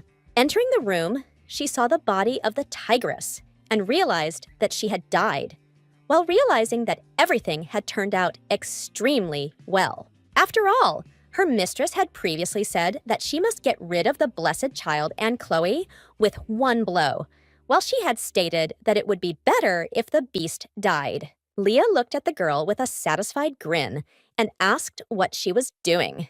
She also stated that she now understood Teresa's concern. Leah stated that something unfortunate had happened to the tigress and that they must arrest those responsible. After some time, the young people learned that Coco had been arrested, and they exploded with anger upon hearing this. At that time, Coco was imprisoned in a dark underground cell. Upon hearing the news, Rus immediately went to the prison to see Coco, but a guard blocked his way, claiming that Lady Teresia did not allow outsiders to enter. The young gentleman was seething with anger, and at the same time he wanted to know what Teresia had to do with this. Consumed with rage, he concentrated all his strength and barked at the guard that if he did not get out of the way, he would crush everything around him. At the same time, he gave them the opportunity to leave, but they did not listen to him, and then he used his power and scattered everyone around. The man sighed heavily and noted that Rus would once again fall under his father's hot hand, but Rus didn't care. It was more important to him to see Coco. They went down into the underground dungeon, and in a hurry, the young master asked the girl if she was safe. But at that very moment, he was taken aback and froze in place, as he saw that she was sitting quietly in the corner of the dungeon, not paying any attention to them. He howled with rage and asked who dared to hurt the girl. Anger burned within him, but he did not understand how anyone could lock a child in such a dark and cold cell. At the same time, the young lady looked at the praying mantis with delight, and she was amazed, since it was very strong. Rus looked at her with bewilderment. Coco heard his voice and turned around. Rus asked with concern if everything was okay with her. Coco smiled and said that everything was fine with her and that she had many friends in the dungeon. She began to list the animals. They surrounded her, and the young gentleman looked at her with bewilderment because he didn't understand why she was cheerful. Then he realized that she intended to be so happy so that they would not worry. With tears in his eyes, he shouted that as soon as the Duke returned, he would pull her out, so she should be patient for a little while. She sighed and stated that the tigress would wake up soon. The man stated with sorrow that the tigress was already dead. Coco hurriedly declared that the tigress was alive and that she and Chloe had saved her, but the man did not understand what she was talking about. Rus knew that his sister was terrified of the dark, that as a child she had been tormented by a tutor who had prepared her for the role of heir, and that there were rumors that she had been kept in the basement for a whole week without food. After hearing about the incident, the Duke punished the mentor, but he still looked at his daughter with disdain because she was a dark sorceress, but still afraid of the dark. Coco was very worried that this would hurt her little sister. After all, before she always came to her sister and supported her. The lady looked closely at the girl and said with a serious expression that she had to ask several important questions. She asked if the girl really had not killed the tigress. Coco said that the tigress would return to them in a few nights. Chloe sighed and said that she believed her, but a moment later, she asked the girl if she was cold. Coco, beaming with joy, shouted that she was fine, because if the lady could bravely confront the darkness and find her, then nothing threatened her. Rus firmly insisted that the tiger was dead because he himself saw it. He anxiously asked his sister if she was up to something. Chloe only asked her brother to shut up and move away. Then she used her power and destroyed the prison bars. The young gentleman was astonished, and the lady said that he should look after the child since she had to go away. He watched as they arranged furniture for her in the prison cell, and Coco, without losing her spirit, shouted after her sister that she would soon be released from the dungeon. Chloe knew perfectly well that her half-sister had set a trap to get rid of her and the girl. She knew perfectly well that in a few days the tigress would wake up, because the baby did not know how to lie, and she believed her. She realized that there was no way out, and that she would have to act decisively, straight ahead. Chloe stood at the threshold because she wanted to meet the Duke, while the handmaids whispered among themselves, because they knew that she tried to avoid the Duke. And there were rumors that she had something to do with the death of the tigress. A moment later, she greeted her father. The Duke was surprised because she had not appeared in front of him in person for a long time. She sincerely wanted to help the girl, so she came to him as she intended to tell him something. He was amazed because this was truly a rarity on her part, and so he suggested that she go into the office. After some time, they moved into the office, and the lady said that she would like to talk to him about the blessed child. He said that she had killed the spirit beast. For this reason, the interrogation would begin immediately, and she should not interfere in this situation. The young lady, in turn, had a different opinion. Then she stated that the girl was not guilty at all, but he demanded proof from her. Chloe glared at her father and stated that the girl said she did nothing of the sort, and the Duke became furious. She did not give in to her emotions and asked her father to postpone the interrogation for a few days. And then the girl would prove everything herself, while she said that she would not interfere. The Duke looked at his daughter in surprise, as the fire appeared in her eyes again. He did not understand what was happening at all. He sighed heavily, as he knew that his daughter was clinging to life again, so he agreed to her demand. She bowed and thanked him for such a thing, but also stated that she would shut the mouths of anyone who gossiped, and he should not pay attention to such a thing. The Duke sighed heavily and said that his daughter could do whatever she wanted. He watched his daughter leave with a keen gaze because he knew that a storm was better than a quiet, fading away. Sometime later, the day of the interrogation arrived, and the young lady did not feel any anxiety. The Duke looked carefully at the assembled group and stated with seriousness that the investigation into the death of the beast spirit had officially begun. After some time, they began to investigate the murder, and the Duke asked if the accused was ready.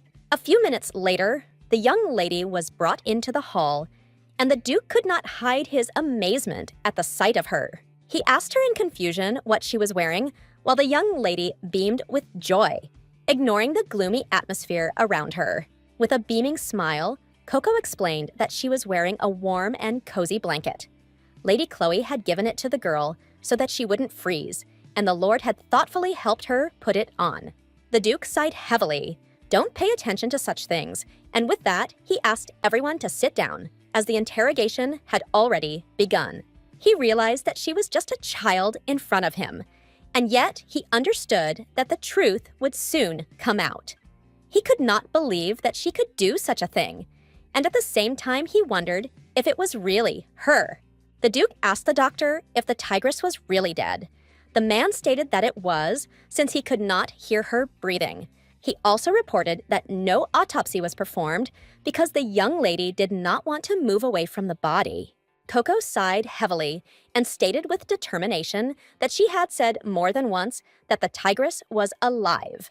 Then a young lady came forward and stated that she had the gift of empathy, and she could feel the emotions of any living being. The day the girl came out, she felt her strength fading. If that wasn't proof of the young lady's guilt, she couldn't imagine what would be. Teresia asked in surprise if the little girl was capable of such a terrible act. Leah said with a smile that there had been a lot of talk about something like this in the duchy, and so everyone was sure that Lady Chloe had pushed the girl to commit murder. Chloe, in turn, sat quietly and listened to the accusations. But Coco couldn't stand it and shouted that it was a lie. She exclaimed that the tigress herself explained to her that she was resting to get better. The Duke was surprised and asked if she had really spoken to the tigress, as he had been told earlier that she had the ability to talk to animals. At that moment, he decided that her gift needed to be tested to confirm the truth of her words. He said that if the gift really existed, it would manifest itself in light when he touched her. The young lady, in turn, agreed to everything, while the Duke knew that before his strength, she would not be able to lie. Everyone froze, holding their breath, waiting to see what would happen next.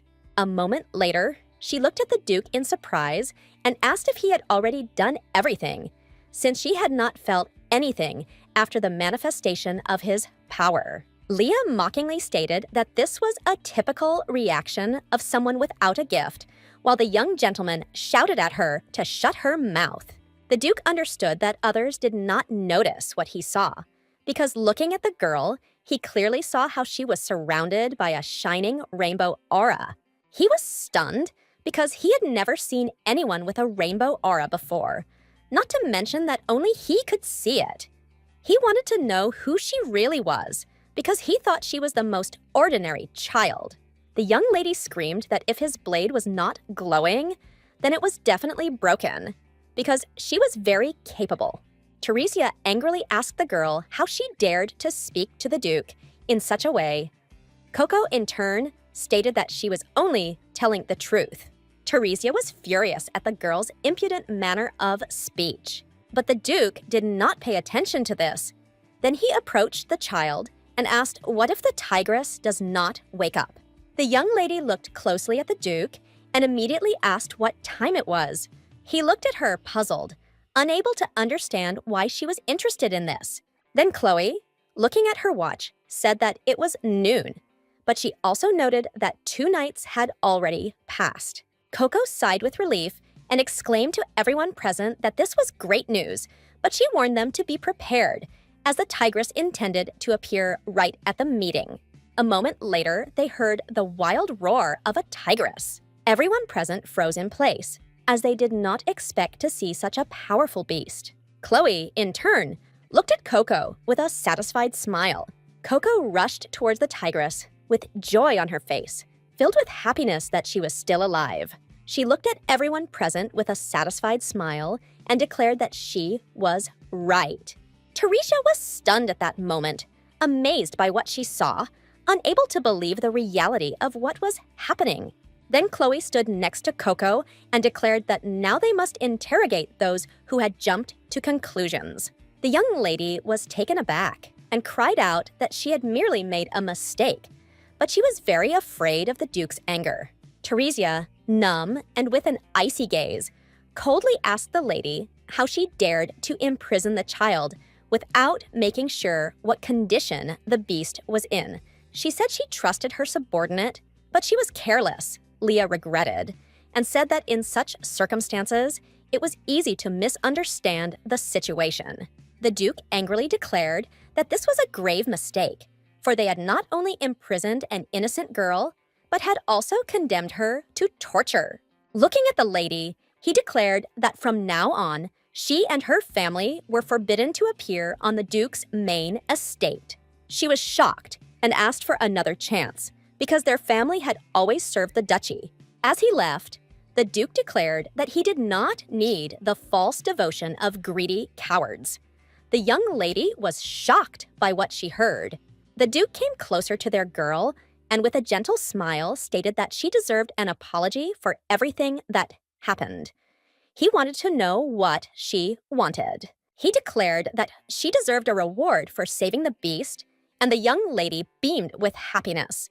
She screamed with joy and asked if she could really ask for anything. He said with a smile that he would fulfill her every wish. Then she turned around and looked at Chloe with a satisfied smile. Although Coco sincerely dreamed of being Chloe's sister, she knew there was something more important. Her sister was still tormented by a fear of the dark. For this reason, she looked at the Duke with a smile and stated that she would like her, Chloe, and the Duke to have breakfast together every morning. Taking their hands, she smiled with soft warmth, and everyone present froze. Father and daughter looked at her in amazement, unable to believe what was happening. The Duke asked in surprise if she really wanted them to have breakfast together every morning. Coco said, with a smile, that it was true and they should be together. She remembered Chloe telling her that her father had found out about her condition and punished her mentor. However, the young lady still strove for something else. Her soul longed for one thing, for her father to hug her, whisper words of comfort, and assure her that everything was all right, that he was always there. Despite everything, the young lady continued to respect and love her father, and Coco sincerely wanted her to get closer to him. She understood that in this case, they would become a real family. And then she would be able to cope with the pain of the past. Russ, beaming with joy, picked her up in his arms. Turning to her father, he enthusiastically declared that she was incredible, and now they would have breakfast together as a family. Then the daughter and father looked at him and said that the girl wanted the three of them to have breakfast. He was stunned by their statement. Then she smiled and declared that the young master should also be with them. The Duke, observing the girl, said that she was incredibly simple-minded, assuming that this was due to her age of 5. But Coco loudly declared that this was far from all. Then she began to bombard him with conditions, but the Duke gradually discarded them all. After a few minutes, he sighed and said that she was very ambitious. He asked how many desires she had. The young lady joyfully proclaimed that she had 100 wishes and looked forward to each one being fulfilled. After some time, the maid looked at her mistress with pity. Since being a candidate for sainthood, she was very busy, but the Duke made her wait a long time. She shouted to the departing lady that she had nothing to fear because she was pure and kind. Teresia looked at the maid with an innocent smile and, asking for forgiveness, stated that she was very tired. She asked the maid to leave her alone. The maid looked at the lady with tears in her eyes, as she was puzzled that her mistress had gotten into an extremely unpleasant situation. As she left, she told the lady that she did not need to worry and needed to rest, and she said that she would make sure that no one disturbed her. A moment later, the lady vented her rage, as she knew her plan was perfect. But in the last minutes, everything went wrong. The Duke told her that she had to leave the family business. She was shocked and asked if he was discriminating against her because she was not his blood daughter. He looked at her angrily and asked if she thought he was blind. He coldly stated that others might believe in her schemes, but not him. Then, narrowing his eyes, asked if she seriously thought that anyone would dare to act without his knowledge. He said it wasn't because she was adopted. It was just that her actions were wrong, so he warned her. She was seething with rage because the key servant, the very one who had been under her protection for many years and at the same time served Chloe, was fired. Teresia was furious to learn that her comrades had been brought to justice. Teresia was furious because she knew that the little girl was to blame for everything, and with her appearance, her carefully laid plans began to rapidly collapse. But in turn, she understood that she would not give up so easily because she still had a chance to become the heir to the house. After some time, the young lady looked at the wonderful treats with shining eyes. She was glad that everyone had gathered at the exquisite table. Without wasting a minute, she happily devoured the delicious food. The Duke looked at the girl with a smile as he realized that this situation looked a little familiar. It reminded him of breakfast with his daughter, who as a child craved his approval. He looked at his own daughter with warmth, as these were pleasant memories. A moment later, he stated that they would remain together until the sacred artifact arrived at the temple to verify her status. Russ asked when that would happen. The Duke stated, looking at the girl, that once the sacred object arrived and proved that she was a blessed child, they would have no reason to cast her out. He also looked at his son and asked him why he thought he wanted to expel the girl. The Duke said that his ability had responded to the girl, and if she had the ability, then the chances of becoming a truly blessed child were higher. Coco stated that she had abilities and would be a blessed child. The Duke looked at her with a smile as he liked her confidence. He also looked gloomily at his son as he said too much, while the young man asked for forgiveness and said that such a thing would not happen again. Russ said with a smile that Coco was still a sweet and inconspicuous girl. Coco puffed out her cheeks and declared that she was not inconspicuous. At that moment, the young lady couldn't help but burst out laughing. Coco looked at her sister with a satisfied smile, as her plan had worked after all. At that very moment, the Duke looked menacingly at those present and declared that no one should enter the northern wing of the estate. They looked at their father in bewilderment, since everyone used to go there. The Duke stated that a high-ranking guest from the Duchy of Rivera was staying there. He reported that the Duke asked Teresia to treat her youngest son, so the treatment would begin soon. Russ was shocked because almost nothing was known about the boy's illness, and there were rumors that he had been suffering for several years. The Duke sighed and told his son not to argue with his decision. He also asked his son if he really meant to say that the boy had come all this way in vain. At that moment, the young lady paused for a moment as the name was familiar to her. She remembered that the boy had come to them for treatment, but a sudden attack had taken his life, which had left Chloe disgraced. And Teresia had taken advantage of the situation by playing the victim, and she had eventually become a duchess. Russ sighed heavily and asked if Teresia would really become the duchess consort. The young lady was furious because she knew that if she did nothing, her sister and the Duke's son would die. She knew she had to intervene. After some time, she quietly made her way into the northern wing of the estate. Then she saw many knights and realized that the boy was very important. She understood perfectly well that she needed to see him. A moment later, she froze in surprise and looked at the boy in astonishment. He looked closely at the little girl and asked who she was. Coco stood frozen, unable to move, and anxiously wondered if it was Caligo in front of her. He looked at her menacingly and asked what she wanted. Then she stated that she was lost and found herself in a place like this. He sighed and stated that she was clumsy. These words paralyzed the young lady. She could not believe that he said such a thing about her. Burning with anger, she shouted that she was not like that. And at the same time, she noticed that her older sister had previously said that she looked like a little puppy. He did not stop, continuing to insult her. While she noisily protested, suddenly he felt ill, and he sternly demanded that she leave. At this, the young lady became furious because he had offended her, and she thought it was unfair. She wanted to punish him. She watched him for a moment in surprise, as she could not understand why he was so frightened, since the sword was tightly clutched in his hands, although he had no intention of defending himself. Coco thought for a moment as he looked like a wounded cat who hissed back. Sniffing, she realized that he smelled like a good man, but Caligo continued to shout at her to leave. She came closer to him and, agreeing, asked why she had to leave. She wanted to know if he was angry because she came. With a heavy sigh, he admitted that she could have gotten hurt because of him and warned that if she wanted to stay safe, she needed to leave.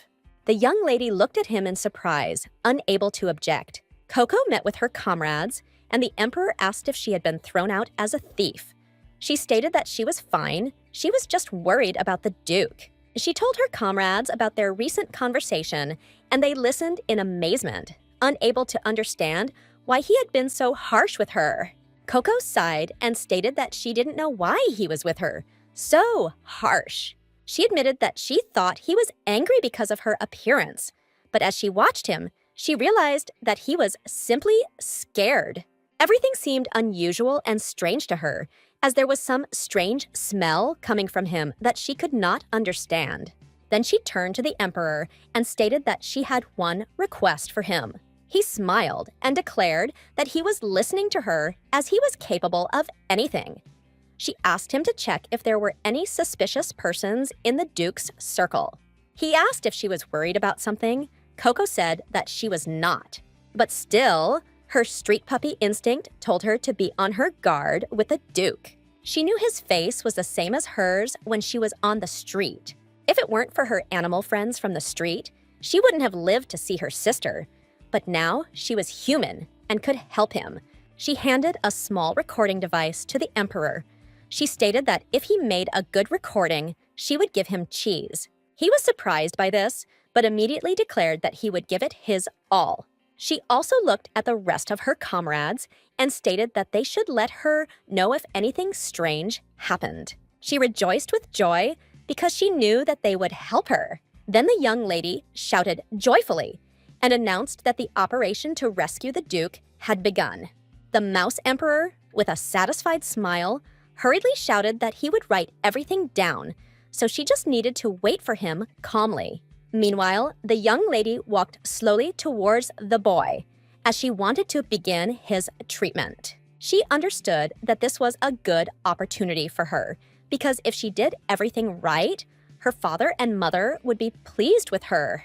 The Duchess told her daughter that her power of purification could mimic healing, so she should use the power to win the Duke's favor. She declared that the Duke loved his son very much, and if she healed him, he would give her everything, even the throne. She wanted glory, honor, and a beautiful title, so she intended to achieve everything. Upon entering the room, the man told the lady that the Duke's son had magic overload syndrome. The syndrome completely destroyed the mind, and during an attack of magic, it came out so strongly that the carrier died right within the pocket dimension. She said with a smile that they didn't need to worry as she could cure him, and since she had already helped her sister, she could help him. At this time, the Mouse Emperor was watching the lady closely. He was amazed by her strength and noticed that she was emitting a strange gray glow. The lady looked at the saint with admiration, as she knew that her pure white light indicated the blessing of the gods, while the boy was very tense. Teresia looked at the boy with a tender smile and declared that they would begin treatment immediately. Caligo was taken aback and shuddered when he felt her power. They looked at the young saint with admiration and at the same time admired her strength, but she only said with a smile that her strength cleansed from evil. The lady asked the boy how he felt. He sighed and said that he didn't know yet. At that moment, the emperor was taken aback as he realized that something had gone wrong. He was scared because he saw that the boy was not cured at all. The madam hastily asked the lady if everything was okay with the boy. Teresia was taken aback because she realized that her power had not worked. She understood that she had to reassure him, and at the same moment she declared with a smile that this reaction was natural. She approached the boy and said with a slight smile that the treatment was over and he would soon feel better. Madame smiled and declared that the Duke already looked better, and she also noted that he was pleased. As she left, the young lady smiled and said goodbye to him and also asked him to rest more. He extended his hands to her, complaining of his continued malaise, while Madame tried to persuade him to take his medicine and rest peacefully. Madame sighed heavily with tears in her eyes as she hoped that he would soon recover, but at the same time, she felt sorry for him. Meanwhile, the emperor ran in haste to his friend, as he wanted to inform her that the Duke was in danger. Madame presented the Duke with medicine and, sighing, declared that, unlike his father, he required a lot of attention. After some time, the Mouse Emperor hurriedly ran up to Coco and announced that he had recorded something amazing. Breathing heavily, he declared that the Duke was now in grave danger. He said that the treatment didn't help, and no one listened to him. The Emperor hastily declared that she must check everything immediately. A moment later, the young lady stated in a puzzled tone that he had not written anything down. He was shocked because he knew that such a thing simply could not have happened.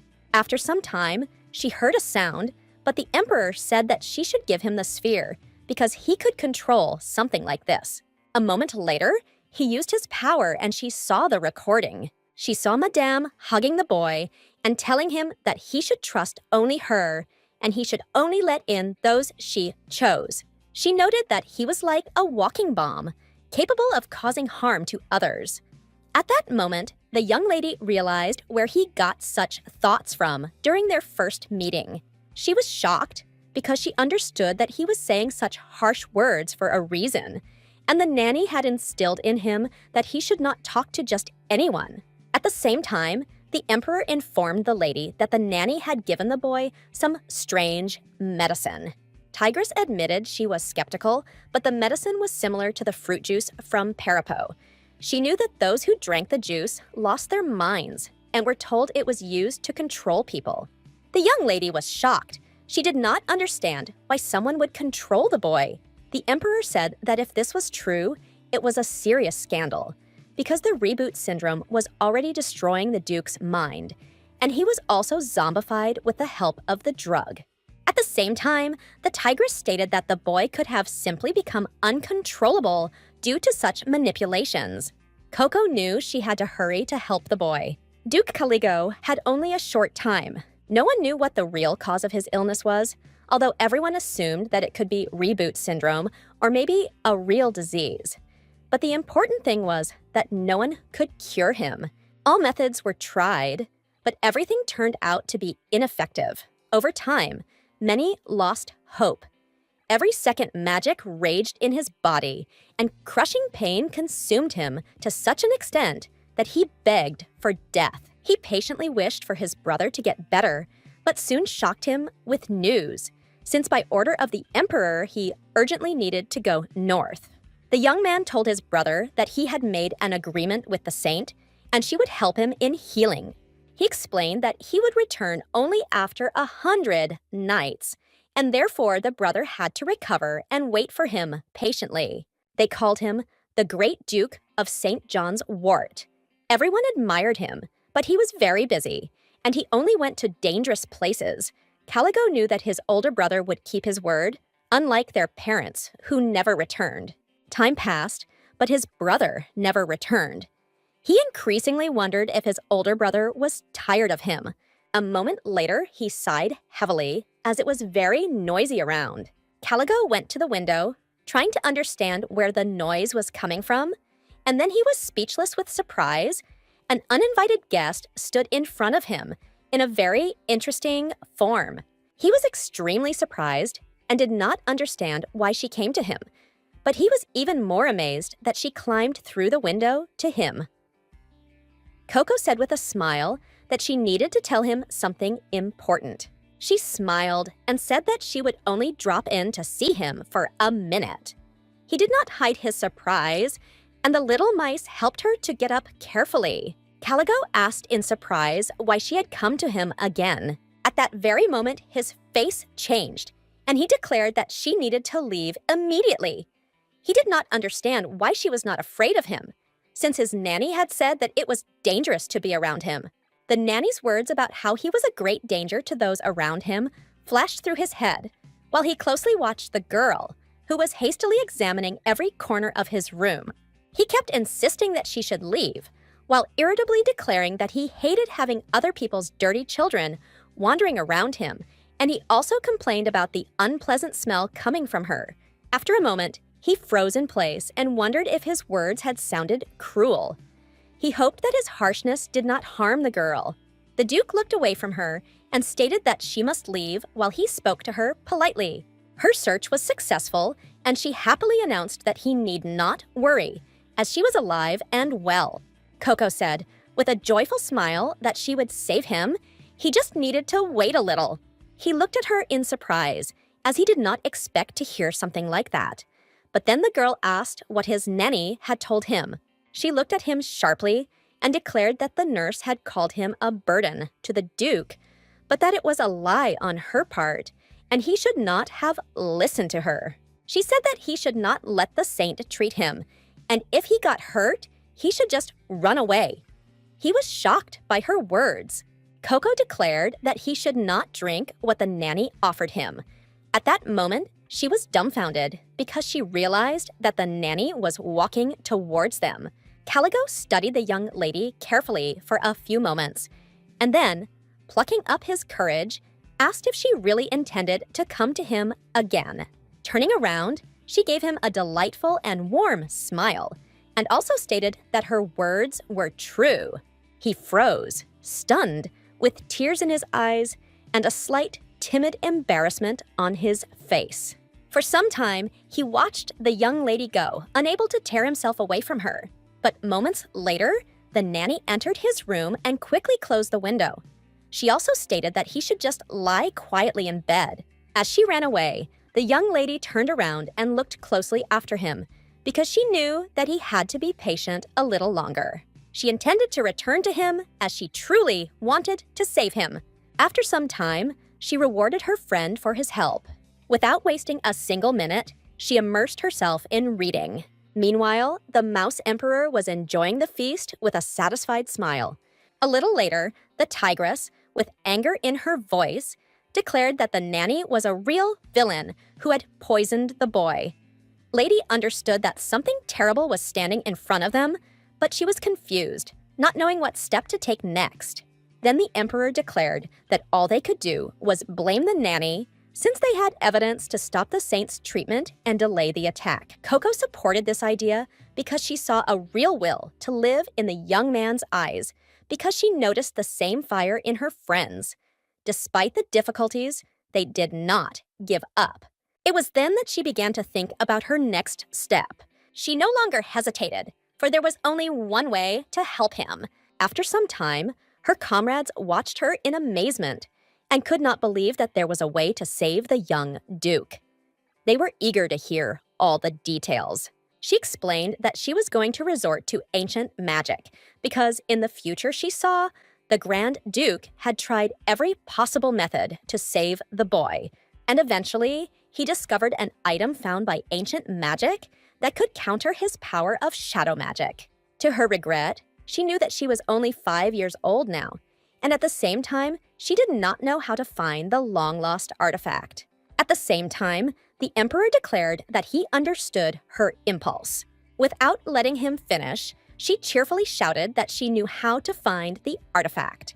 She was sure that with the help of the birds, this would be possible, because she knew about the Secret Information Guild, the existence of which no ordinary people suspected.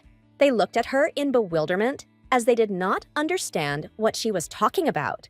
A moment later, she announced that they should come to her, as she wanted to tell them something very secret. That same evening, the young man quietly called his nanny. He timidly asked her about a walk, because even before they arrived in a new place, his brother allowed him to go for a walk. He hoped to see the girl again on the street because she promised to save him. But at that very moment, the nanny looked at him menacingly and declared that his health was fragile, and she was sure that his elder brother would not approve of the walk. Caligo looked at her with bewilderment, not understanding where she got such thoughts from. Embracing him with soft tenderness, she said with a slight grin that if he were sensible, he would sit quietly, because with his behavior, he was bringing shame to his house. Madame declared that it was for this very reason that he had been sent to the new house, so that if he felt a little stuffy, he had to endure it. He sighed heavily and admitted that the nanny was right. Despite the fact that the shadow obeyed him, he could not control it and felt like the most helpless nobleman. After she had put the boy to bed, the madam said with a gentle smile that it was time for him to rest. After his nanny left, he quietly took out the book he had been hiding under his pillow. For some time, he read a book about Princess Puppy, who defeated the evil witch from the tower and saved the cat from war, after which his pain subsided.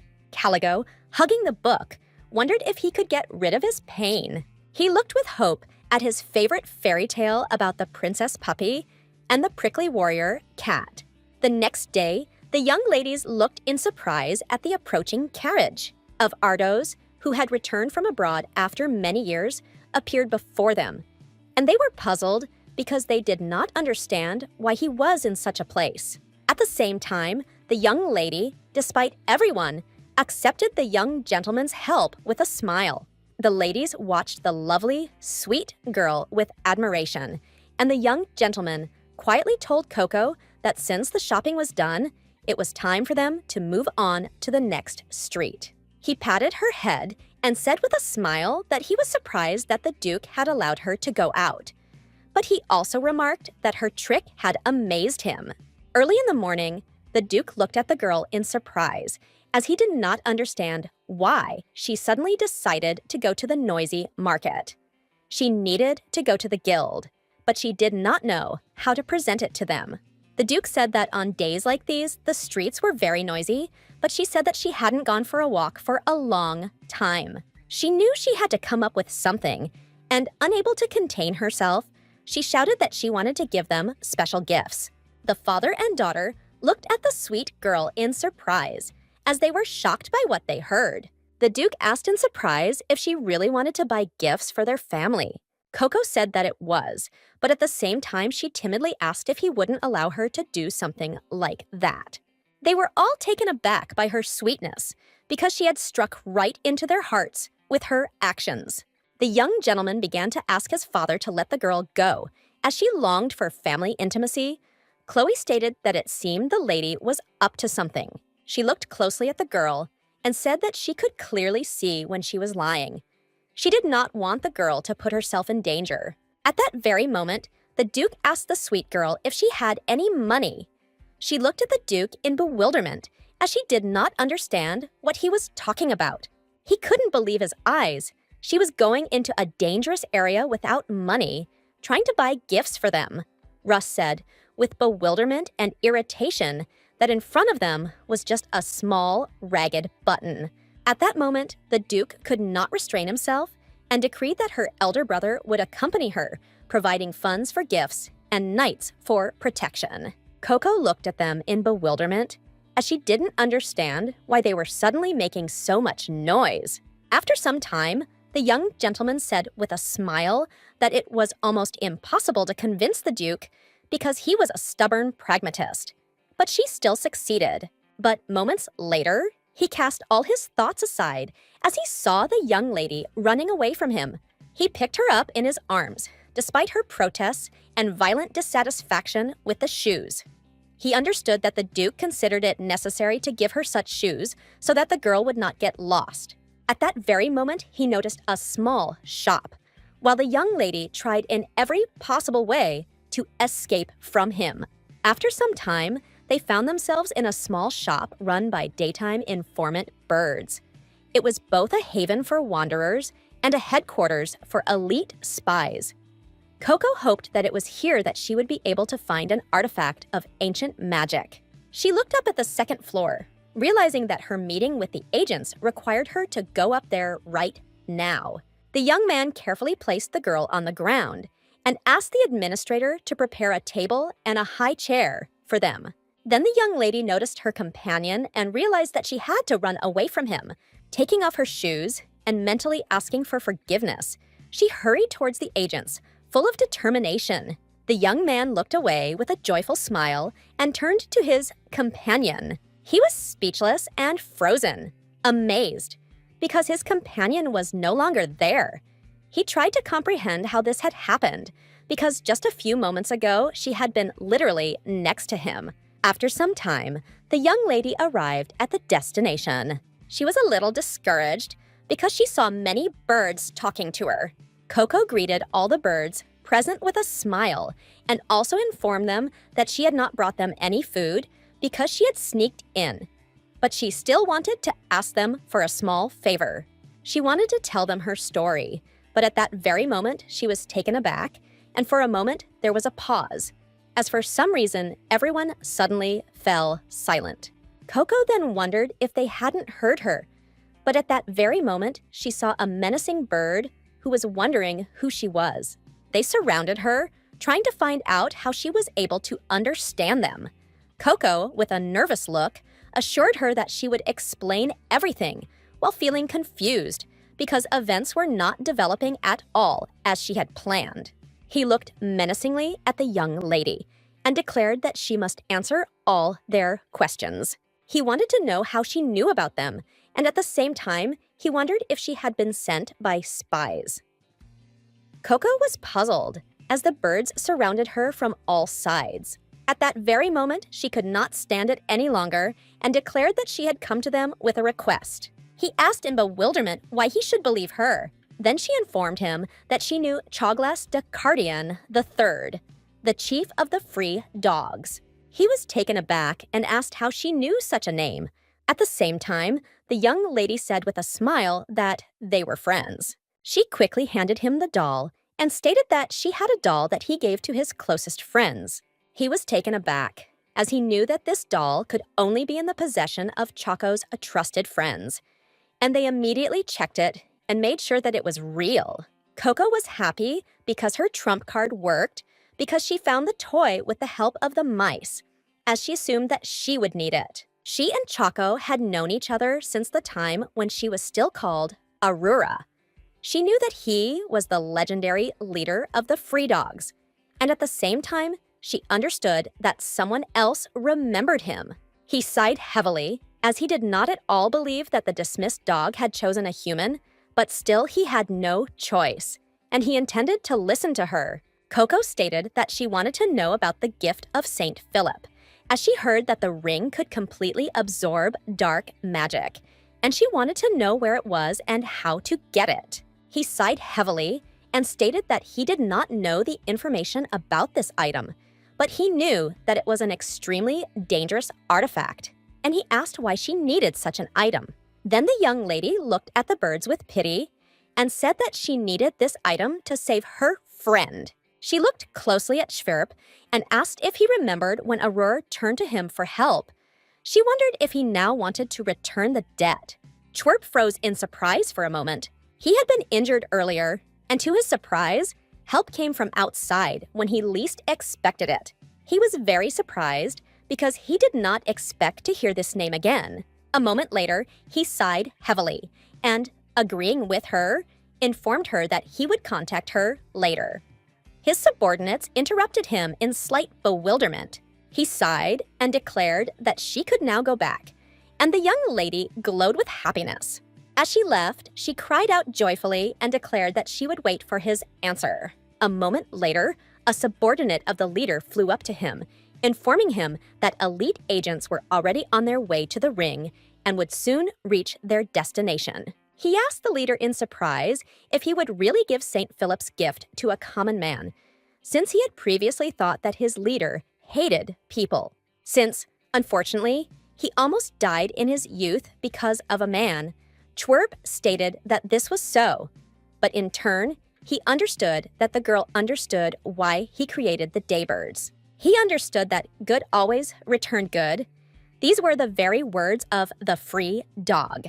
When he was on the brink of death, the light of his body healed him.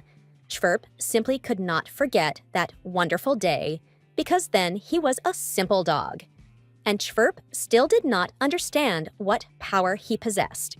Schwerp sighed and declared that when the name of the Savior was spoken, he could not refuse her. Schwerp said with sadness in his voice that people never knew how it all happened. But the dog's death was shrouded in many mysteries. He understood that this was simply a whim of fate, but later the man himself came from there. Standing by the window, Schwerp called out to his agent, carefully observing what was happening outside the room. He sighed heavily and asked him to look after the child, making his way into the Duke's house. At that moment, he realized that now they could finally solve the mystery of Aurora's death. After Coco returned home, an angry Chloe was waiting for her, as Chloe had already heard that the girl had left the cafe without asking. At that very moment, the young lady froze in a daze, as she realized that punishment awaited her. Chloe glared at the girl and declared that she wasn't interested in her plans at all, since she had promised herself that morning that she wouldn't get into trouble. The young lady could not bear it any longer and shouted that her plan was not dangerous, and she could swear to it. Chloe sighed heavily and raised the girl this time, but a moment later she stated that the tigress was looking for her. She informed the girl that the tiger's black lion mark had manifested again. Upon hearing this, the young lady was instantly stunned with shock. A moment later, the young lady ran to the doctor and asked in a hurry if the tigress was okay. The man sighed and said that everything was very strange because she was healthy, but the black lion's mark did not disappear, and they did not know what to do. Coco thought for a moment. She didn't understand why the mark had returned, but she was still glad that the lioness wasn't sick. She knew at the same time that the tigress looked anxious, as if she wanted to leave. At that very moment, the young lady realized what the problem was. She looked closely at everyone present and asked if she could talk to the tigress alone.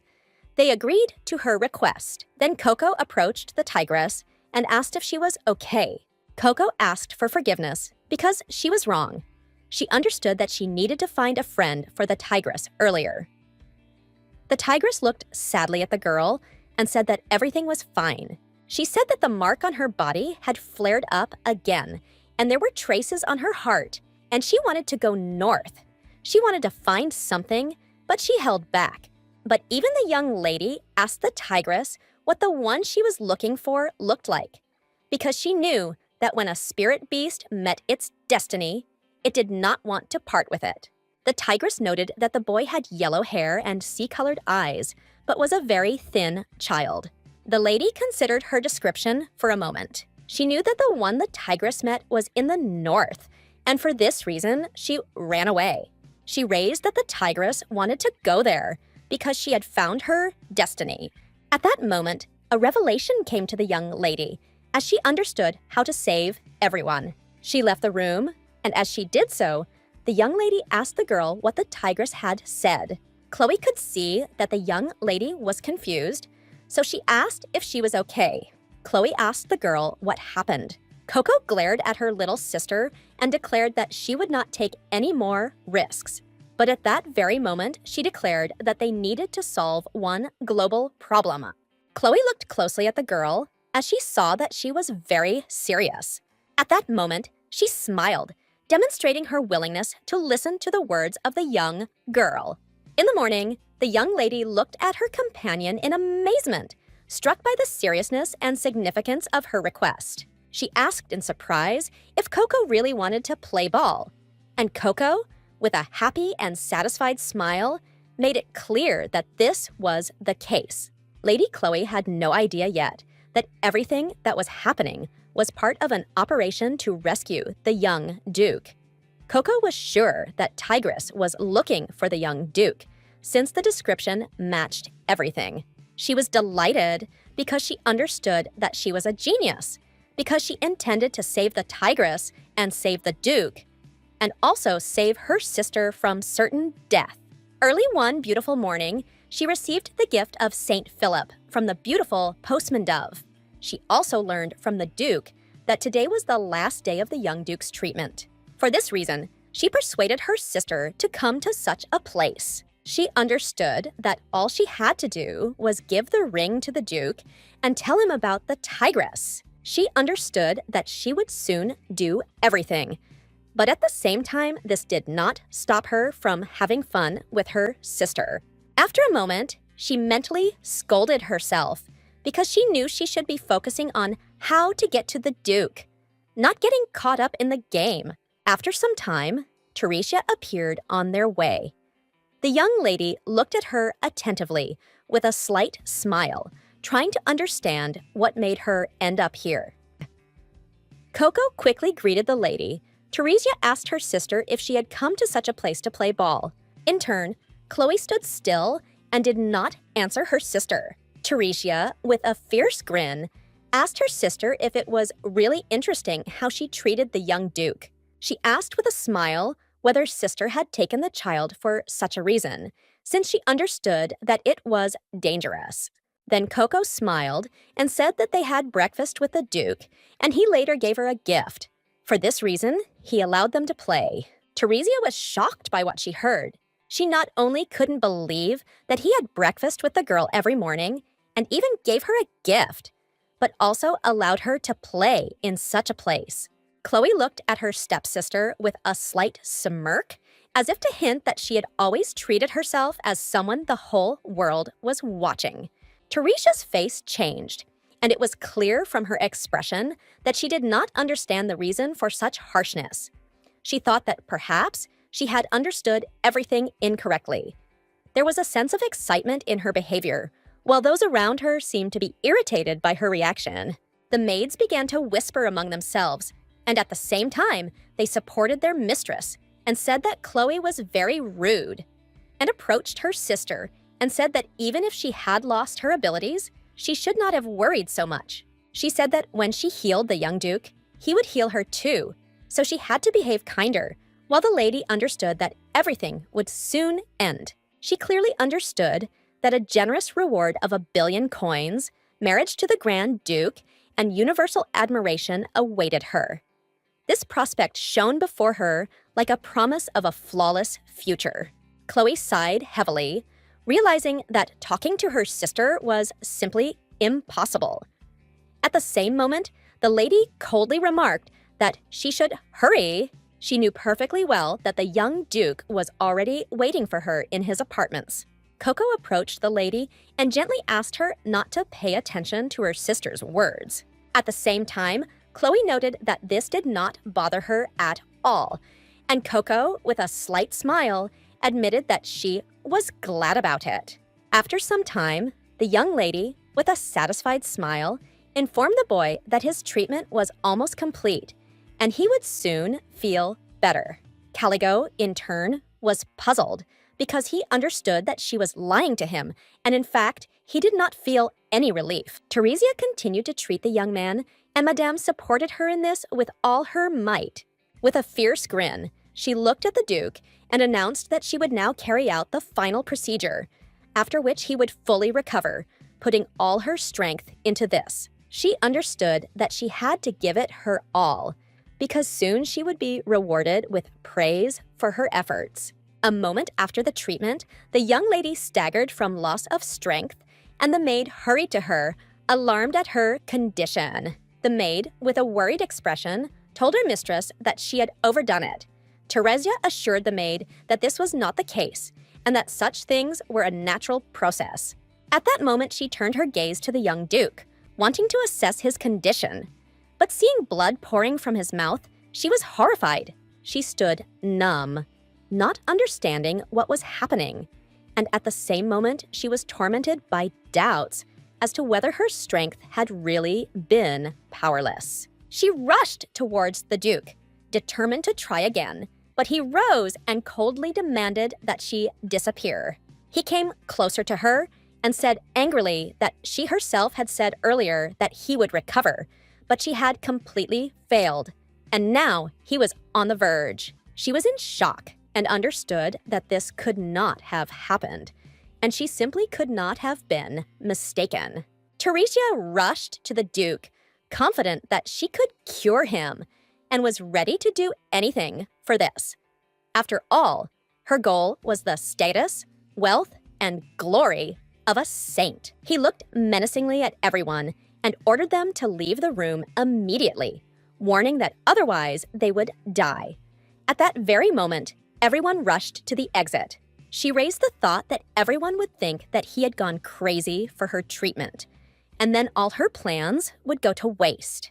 Leaving the room, she announced that the Duke had refused treatment and was in a real hysterical fit. She insisted that her treatment was flawless, but the young Duke angrily declared the opposite, and soon he began to exhibit strange symptoms.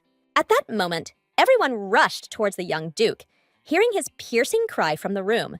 Teresia looked into the distance with a slight grin, realizing that everyone around her cared about people like her.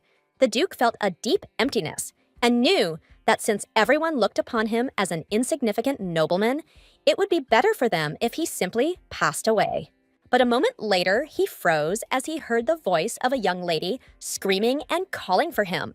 Coco, like a flash of lightning, rushed towards the young Duke, determined to save him. At that moment, Caligo was taken aback and angrily asked the girl why she had come to such a dangerous place. But he could not restrain himself and insulted her. He was stunned and couldn't understand why she appeared again after he ordered her to leave. Coco came closer. Her determination was palpable in every movement because she gave herself a word to save him. She squeezed his hand, a sense of determination emanating from her every movement, a reminder of the promise he had made. There was a slight worry in her gaze. She wanted to understand how much time he had spent waiting. With tears in his eyes, he looked at her and wondered if she really came for him, because he treated her terribly. But for some reason, she was kind to him. He suddenly pulled back, his body tensing in rejection, clearly showing that he was not ready to accept such a thing. She looked at him with horror and bewilderment, unaware that Caligo had no intention of dragging her to hell. He watched her intently for a moment, his power vibrating visibly in the air, filling the entire room with tension. After a moment, he sighed heavily and apologized. But his power continued to grow, filling the space and intensifying the darkness around him. The young lady was taken aback and asked the young duke to wait a bit, her gaze betraying her desire to share important news. At that moment, she couldn't bear it any longer and rushed towards him, not intending to let everything end this way. Caligo froze, as if the whole world had suddenly shrunk around him, his mind trying to catch up with what was happening. But he couldn't believe the courage of her actions, and a cold shock ran through his entire body. The young lady in turn rushed to the Duke and called him, but it all turned out to be in vain. The children disappeared in that same moment, leaving behind only empty darkness and the faint echo of their footsteps. Teresia was instantly overcome with a terrible fear that spread throughout her body when she simultaneously noticed the subspace.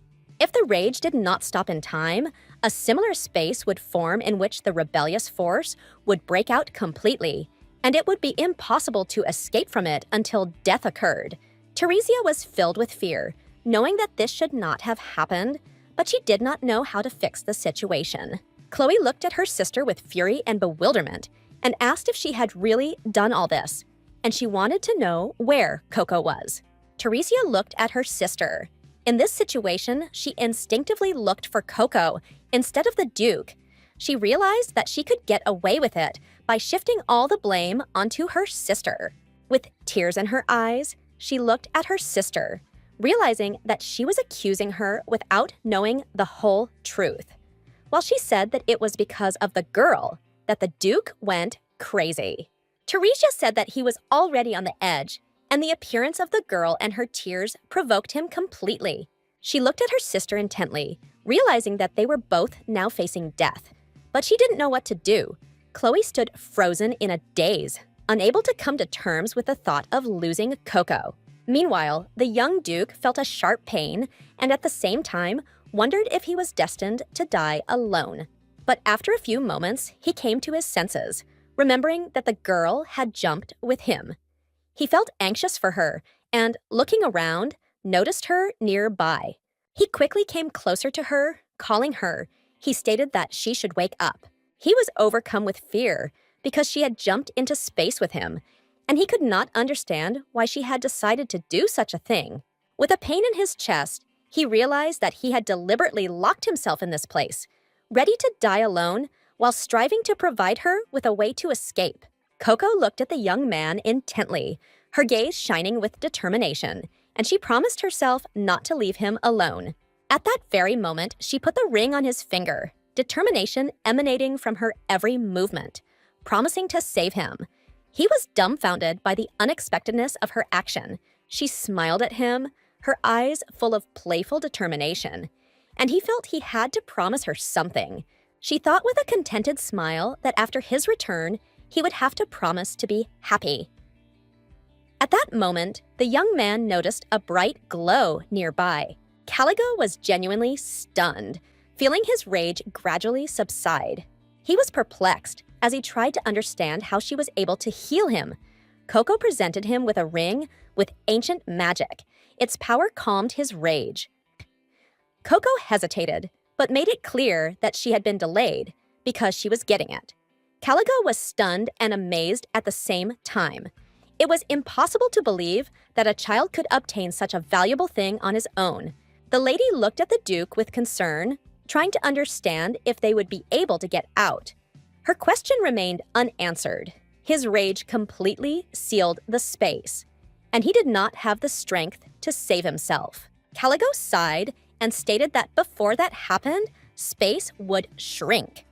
She was genuinely shocked by his words. He sighed heavily, feeling helpless and regretful, because if he had enough strength, he would have tried to push her out. He blamed himself for not being able to thank her for saving him. At that moment, the young lady lit up with a smile and made it clear that they would get out together. Meanwhile, the Duke burst into the room, his heart beating fast and excitement filling him at the thought that the young Duke and Coco could be in space. Teresia rushed to her father, feeling a mixture of anxiety and despair. Everything was going perfectly. But the girl's appearance disrupted the plans, and she did not understand how they could establish mutual understanding with the Duke's house. At that moment, she asked her father if it was possible to use the child's body for comforting purposes. Her sister's words caused a storm of rage in Chloe. The Duke also became furious, and looking at the young lady, declared that she must leave immediately. He shouted that the children needed to be saved before the space exploded, while simultaneously ordering the house to be cleared of people. The young lady was amazed by such determination and the tension of the situation. The Duke shouted that they must immediately contact the magic tower to summon a mage. Chloe, approaching her father, stated that even if they contacted the tower, it would take them time to get there. She looked at her father with determination, ready to take control of the situation. As a dark mage, her power was similar in nature to the Duke's magic, and this gave her confidence. The Duke was taken aback, amazed by her courage, because she herself was under the influence of rage. He could not believe that she was ready to risk her life. Not paying attention to her father, the girl confidently showed that she could handle it herself. At that very moment, she touched the void and declared that they could not delay. But a moment later, she was taken aback, as she felt a strange movement in space. While she understood that such a thing could not happen, then she shouted for everyone to move away, as the space was collapsing. A few seconds later, everyone present saw a bright light, as well as the silhouette of children. They stood frozen in place, amazed that the children were safe and sound. Their faces beamed with happiness, filling the space with warmth and relief. Chloe stood frozen in shock and looked at the children in surprise as they were alive. But she did not understand how this could have happened. A few moments ago, the young lady told the Duke that they would be able to get out. He did not understand how such a thing was possible because no one had ever survived in such a place before. She informed the Duke that there was someone who wanted to see him. She asked him with a smile to greet his tigress friend. The black tigress, who had seemed familiar to him from the very first meeting, caused a flood of memories to come flooding back to him, and he once again clearly recalled the moment of their first meeting. He had made her a reckless and almost meaningless promise that he would survive. After he left, it seemed to him that he would never see her again. Caligo realized with a slight smile that he had kept his word. Coco said the tigress told her that they were destined to be together from the moment they met, and that any separation between them would affect their health.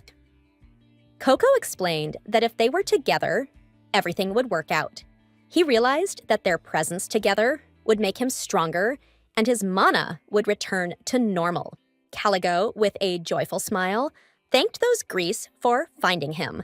At that moment, he decided that as soon as they got out of space, he would give her a name.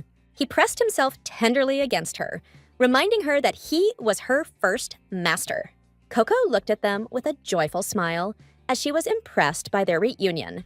The Duke looked at his young companion with a smile and called her.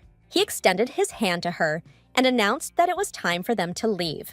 Caligo looked at his savior with tenderness and gratitude and invited her to look at the world outside once again. After some time, everyone present looked at the children in surprise as they returned alive. Teresia froze in fear, fully aware that what was happening was incredible and simply could not be reality. The Duke could not restrain himself and immediately rushed toward the young girl, trying to understand what had happened, while at the same time he was amazed and impressed by the vision of the tigress spirit.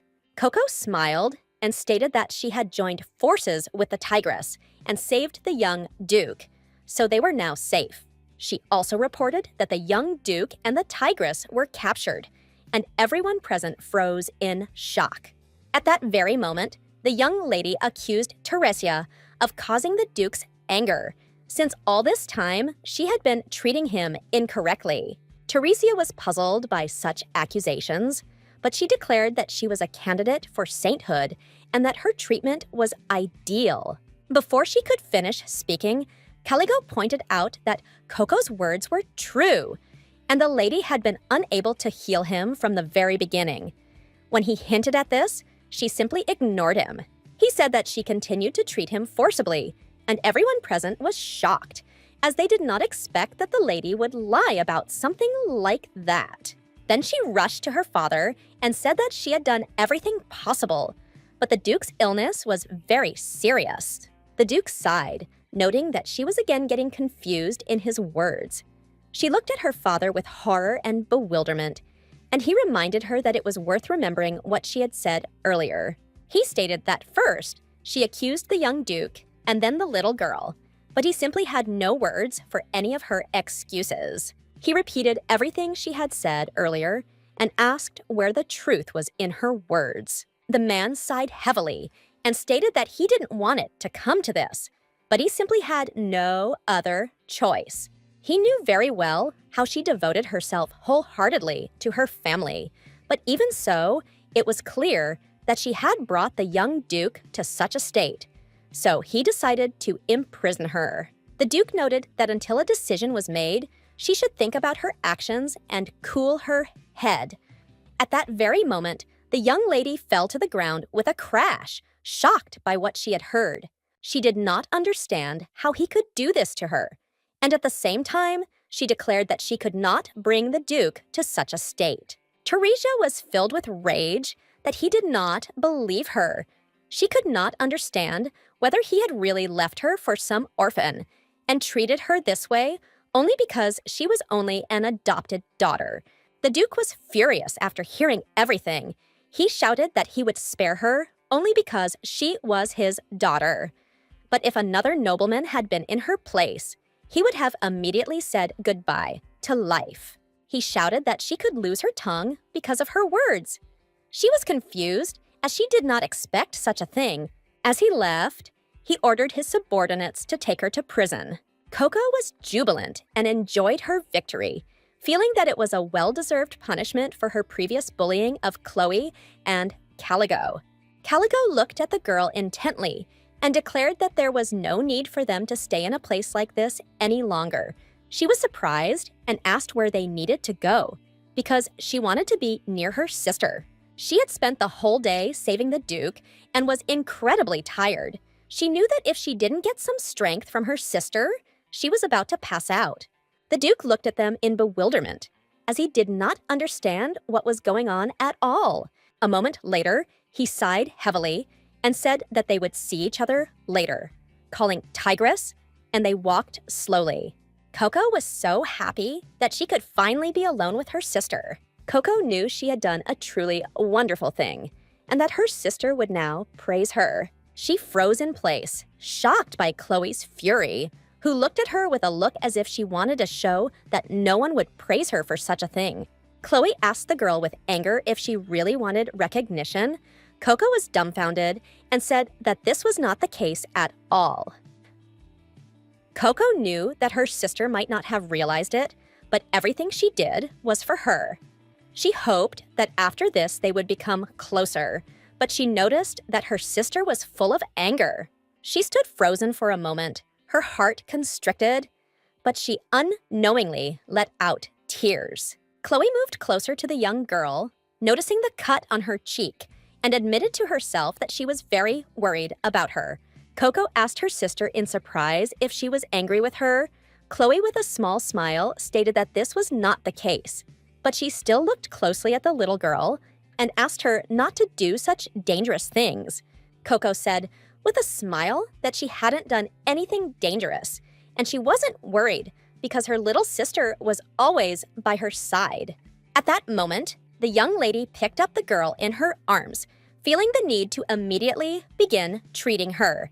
Coco looked at her in surprise and immediately agreed. At that moment, Coco noticed small sparks around her sister and assumed that they appeared when Chloe opened up to her. She snuggled up to her sister with a contented smile and smelled her pleasant scent. Coco hoped that Chloe would soon soften and accept her.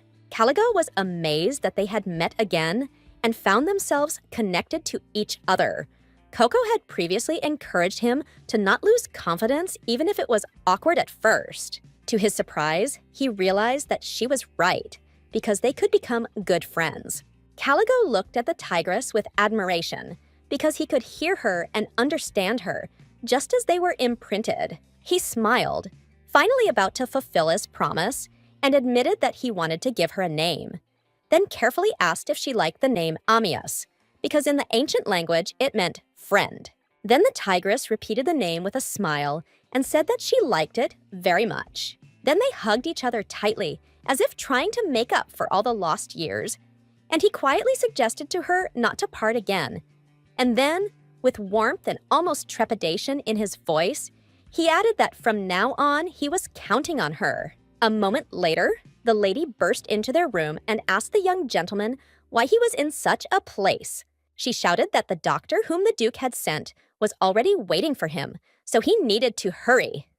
Then the terrible tigress growled after Madame. He declared that he understood her perfectly well, because the nanny irritated him. But it was she who raised him from the time he was still very little. After the death of his parents, she became the only person who remained close, supported him, and did not let him fall into loneliness. Caligo watched her go with a heavy, dark gaze, which sounded like a final warning. He made it clear that he intended to give her one last chance very soon. After some time, the man happily announced that all of the boy's symptoms had completely disappeared, although he was a little weak, but he would be fine soon. The lady, with tears in her eyes, thanked the man for such words, since the boy was like a son to her. She also stated that when the space appeared, she herself wanted to jump there and stop him. The doctor and the maid communicated with each other as they saw that the madam was devoted to the boy, and at the same time, they saw her care and affection. The madam looked at the boy with a smile and declared that she was only doing her duty in doing so. The boy himself knew her true face. When they left, she looked at the boy, as if trying to calm him with her presence. The time had come to take the medicine, and she reminded him of this calmly and confidently. She understood that his symptoms had almost disappeared, but she still wanted him to take the medicine just in case. Caligo, without looking at Madame, declared that she should leave the medicine since he did not want to take it right now. Madame was extremely surprised by his words, but then he sternly asked if she hadn't heard him. Caligo, barely containing his rage, cast a cold glance at the nanny, and then he made it clear that he wanted only one thing: for her to leave the medicine and leave immediately. As she was leaving, Madame asked what had happened, but the boy did not want to answer anything. A moment later, he sighed heavily and asked the nanny if she remembered the villains and fairy tales that she had read to him before. She was taken aback and looked at him in bewilderment. He stated that villains are always the true embodiment of evil. To his regret, he never understood this, but he knew that they had to realize that they had hurt others so that they would just stop doing bad things. He didn't understand why they couldn't just apologize for their actions. Caligo stated that this made him think. He asked what had kept them from stopping, but he also wanted to know what had driven them to go so far. Caligo looked at his nanny with a smirk and stated that this should not surprise him. He also asked the nanny what she thought about his words. Madame was taken aback, and at the same moment, she put the medicine on the table, and with an innocent smile, she stated that it seemed that he was tired, and her presence was causing him a lot of trouble. Madame left, and at that very moment, he realized that she continued to do bad things until the very end. The next day, a hearing was held regarding the Caligo incident. The Duke stated that Teresa would be temporarily imprisoned in the ducal prison, and he also announced that the Grand Duke of Rivera would later pass sentence on her himself. The Duke also asked the young man if he was okay. Caligo stated thoughtlessly that he was okay. The man sighed, as he was glad to hear such a thing, but he also said that they would talk about the spirit after the Grand Duke arrived. Caligo, in turn, was shaking so hard as if he could hardly stand on his feet, but he understood that he had no right to remain silent. He had to tell everything right now, while he still had enough strength to speak the truth. A moment later, the trembling and excitement subsided. Coco gently touched him, and her warm, gentle smile softened the tension. With one simple gesture, She made it clear that he was not alone and that she was ready to support him, even without words. He looked at her with embarrassment, but almost immediately felt confident, realizing that he would be able to tell her everything. The Duke then stated that if there were no more issues to discuss, then some could conclude this meeting. Gathering his courage, Caligo resolutely prepared to tell what he had long kept to himself. There had been an evil man next to him for a long time who had tormented him, and now he felt that it was time to share it. At that moment, the Duke was overcome with rage and indignation. His gaze narrowed, and he eagerly tried to understand who exactly the boy meant. Caligo, without wasting a minute, pointed to the nanny. Madame was taken aback, not expecting to hear such a thing, and he made it clear that it was she who gave him the medicine made from the parapo fruit. He claimed that she used a similar poison to brainwash him and control him for her own purposes, while he asked the Duke to detain the nanny until his older brother arrived. The lady was taken aback and stated that she had never done anything like this before and that she had not controlled him at all. She also said that this was the first time she had seen such medications. Coco glared at Madame, her eyes sparkling with determination. She made it clear that she was lying, because it was Coco who had seen everything with her own eyes. At the same moment, Coco showed a recording in which the madam was giving the boy medicine, and at the same time saying extremely unpleasant words to him. Caligo said with sadness in his voice that if it weren't for his new friend, he still wouldn't understand anything because he trusted his nanny. She continued to deny everything, but he only looked at her sadly, remembering that yesterday he had given her his last chance. He recalled that she herself read him books where villains were severely punished, but Madame was shocked and could not utter a word. Looking at his friend, he smiled slightly, and in his gaze, one could see an interest in what motivated good people. Madame came closer to the young master, but he stopped her and declared that he did not intend to talk to her anymore. The Duke sighed heavily and immediately ordered the guards to lock the nanny in the dungeon. He was amazed at how skillfully she pretended to be caring, hiding her dark essence. Madame, in turn, tried to intervene and stop them. She could not understand how the young master could treat her like this, since she had been taking care of his upbringing for a long time. It was then that the young lady turned her attention to the sphere, as she realized that there was another person who needed to be punished. She approached the Duke and stated that there was another person to blame for what had happened. He looked at her with bewilderment, and taking the sphere in his hands, he asked what she meant. But at that very moment, he saw the recording and froze in place. He was struck to the depths of his soul by the fact that his adopted daughter was trying to place the blame on his biological daughter. Burning with anger and rage, he thanked the girl for such evidence. At that moment, he exclaimed that Teresa's punishment was canceled. Instead, he decided to deprive her of her status as a candidate for sainthood and intended to send her to a monastery for eternity. Coco was glad to hear such things because the girl had been bullying her sister for a long time, so the best option was to send her away. Coco knew perfectly well that her sister would like this. She looked at her sister with hope, but as soon as she looked at her sister, she froze in place.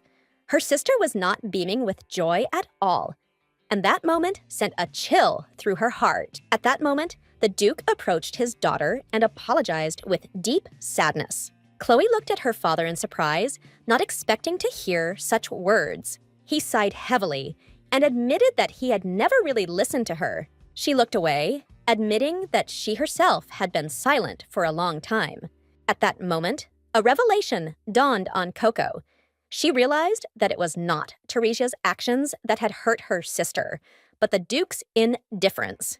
A moment later, the Duke timidly approached his daughter and made it clear that they had something to talk about, suggesting that they spend the evening over dinner.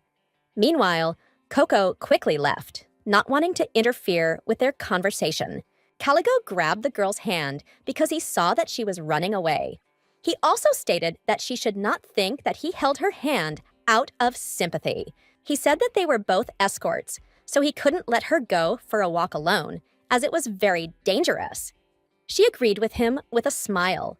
Coco felt his warm hand, and then she realized that she could relax and become a stupid puppy again.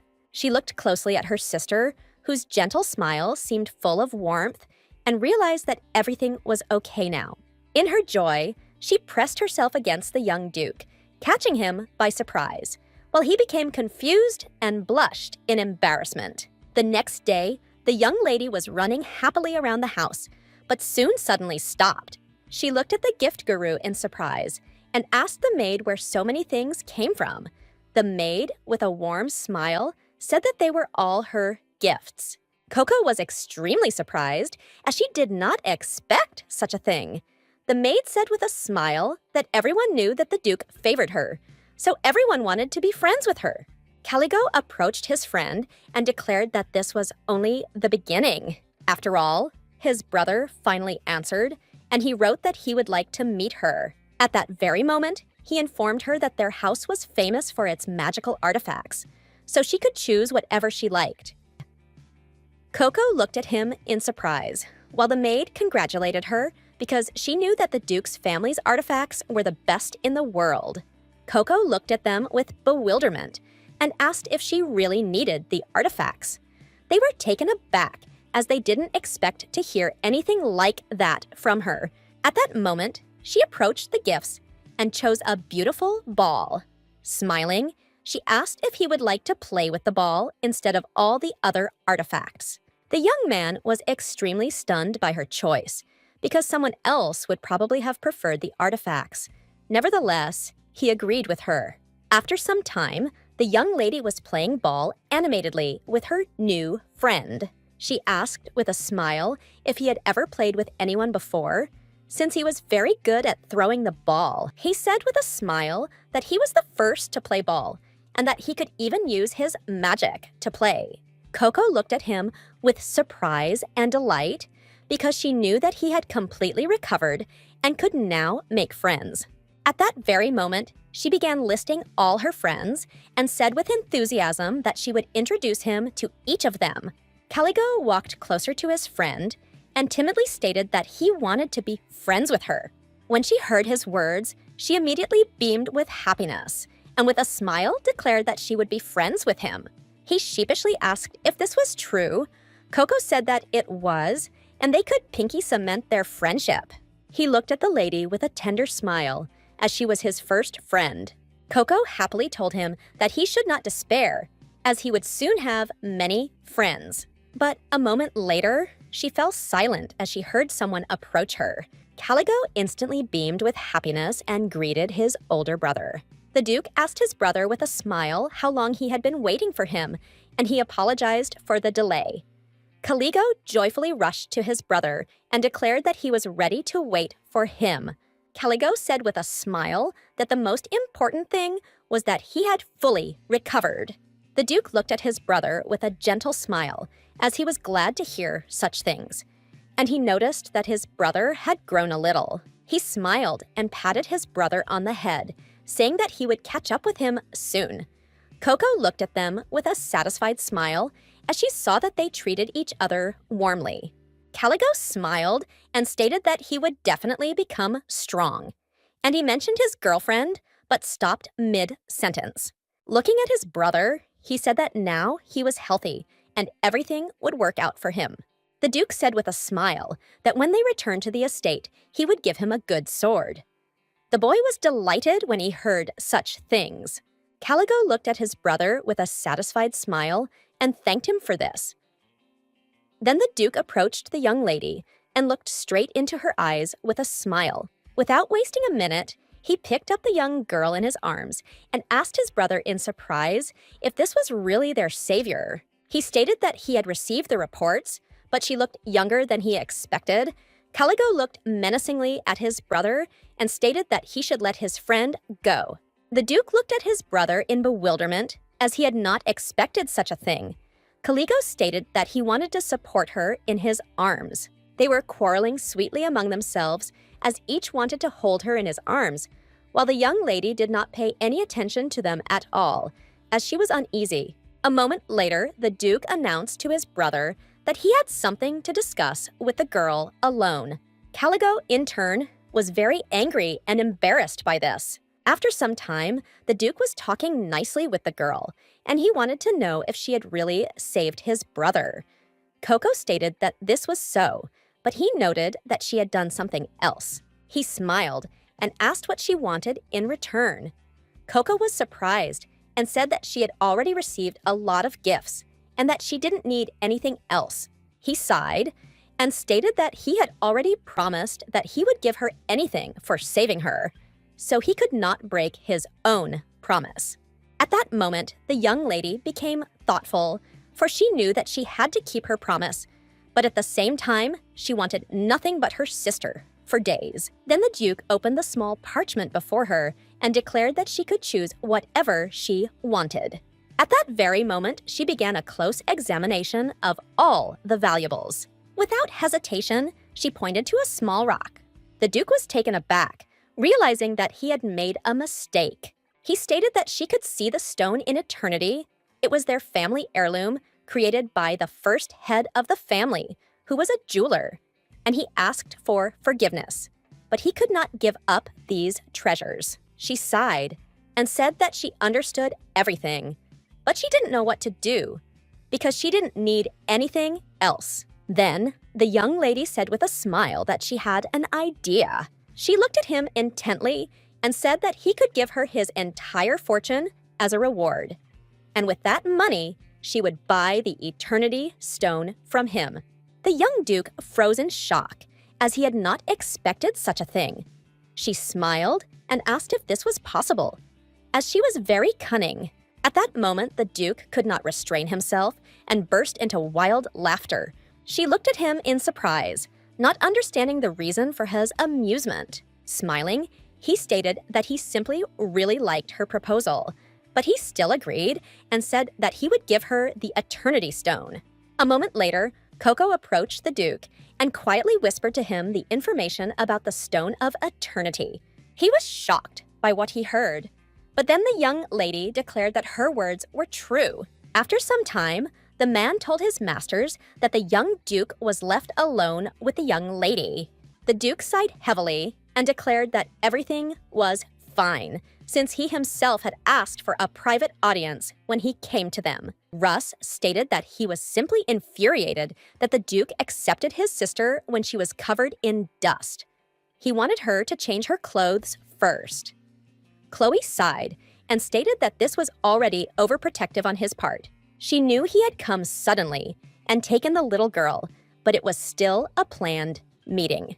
The Grand Duke had excellent creation ability and wielded a sword. He was a genius from birth, as he possessed several abilities. He was nicknamed a madman, a scientist who enjoyed hunting magical creatures with the magical artifacts he created. Chloe knew he was known for his devotion to his younger brother, but it was unclear how he treated other children, so she was worried. After some time, all their worries disappeared as the young lady greeted everyone with joy. The young Duke kissed the girl tenderly and declared that the next time he asked for an audience, he would prepare a gift for her. She was shocked by this, and at the same time, she wanted him to let her go immediately because she had already seen how her relatives were burning with anger and rage. The young Duke declared that it was time for him to leave, and at the same time, he called for an advisor. As he left, he looked at the young lady with a satisfied smile. He also noticed that the girl ran up to her sister, and they seemed very cute to him. At the same time, the advisor asked the gentleman in surprise if he really intended to give the Eternity Stone to the young lady, since he knew that it was their family heirloom. He cried out in alarm that this was too generous a reward, but the Duke only declared that he did not need the stone for the war with magical creatures. And besides, it had been lying idle for a long time. He stated that this was the Savior's wish, and he simply could not refuse her. And besides, something seemed very funny to him. At that moment, the Duke's expression changed, and he wondered why she had chosen the Eternity Stone. The man was taken aback and looked at the young gentleman with fear because he realized that he was interested in the young lady, but he did not understand what the Duke was thinking about. He then asked his assistant to contact the young lady and arrange a short meeting. After some time, the Duke finally met with the young lady over a cup of tea.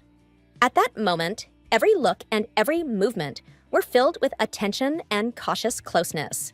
The Duke glanced at the girl with a slight smile and made it clear that she should not worry. He simply wanted to convey something important to her. Chloe looked at him in surprise and asked with slight doubt if he really intended to give her something. He smiled and stated that this was indeed the case, as he had been approached with an anonymous request. At that moment, he handed her the Eternity Stone, and the young lady looked at it in surprise, not expecting such a gift. The Duke said with a smile that it was created by his predecessor, and he also said that the man had created this magical instrument for his beloved. He said that if she infused the stone with life force, it would reveal where the one she loved was. Chloe said that she didn't want to receive someone else's family heirloom. The Duke said with a smile that he himself was not eager to give away someone like her, but he did it because he was asked. And for this reason, he wanted to make a little of friendship with the anonymous person.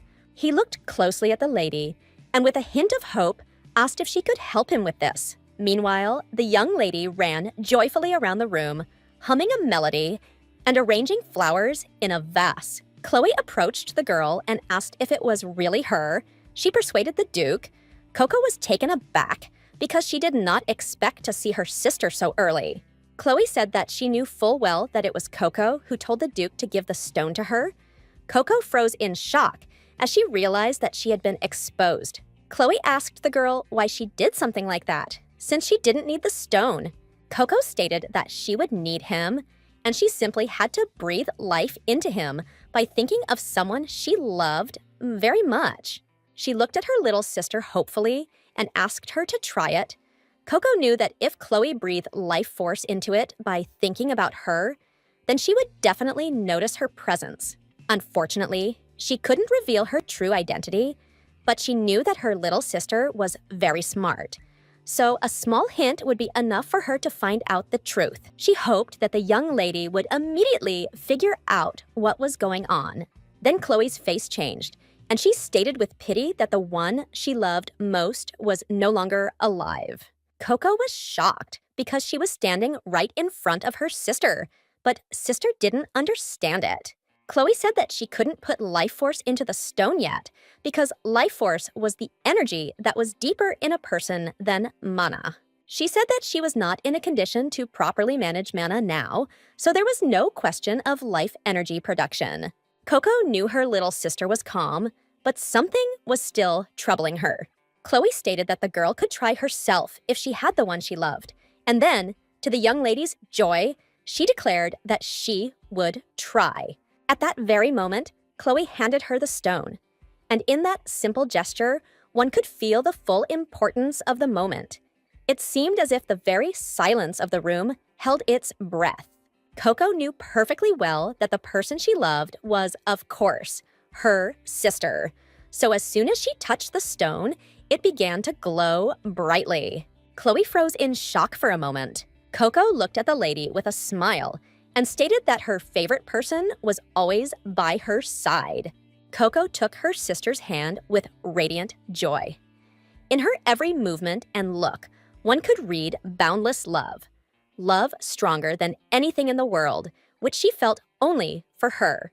If that radiance could make a sound, it would scream as loud as her heart, telling her that she loved her sister with all her being.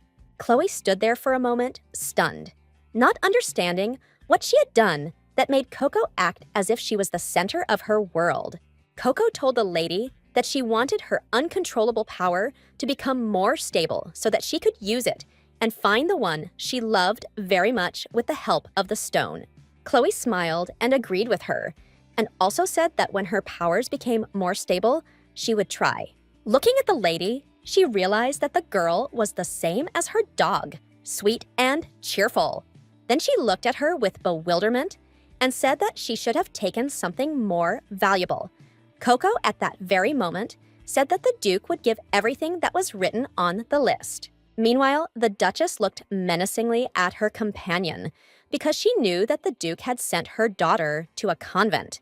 She was furious because she did not understand how he dared to do something like that. The priest stated that this was so, and the princess asked him to pass something on to her.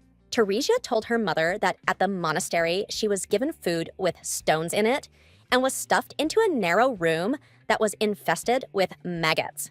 She was on the verge of a breakdown because she could not live in such a place.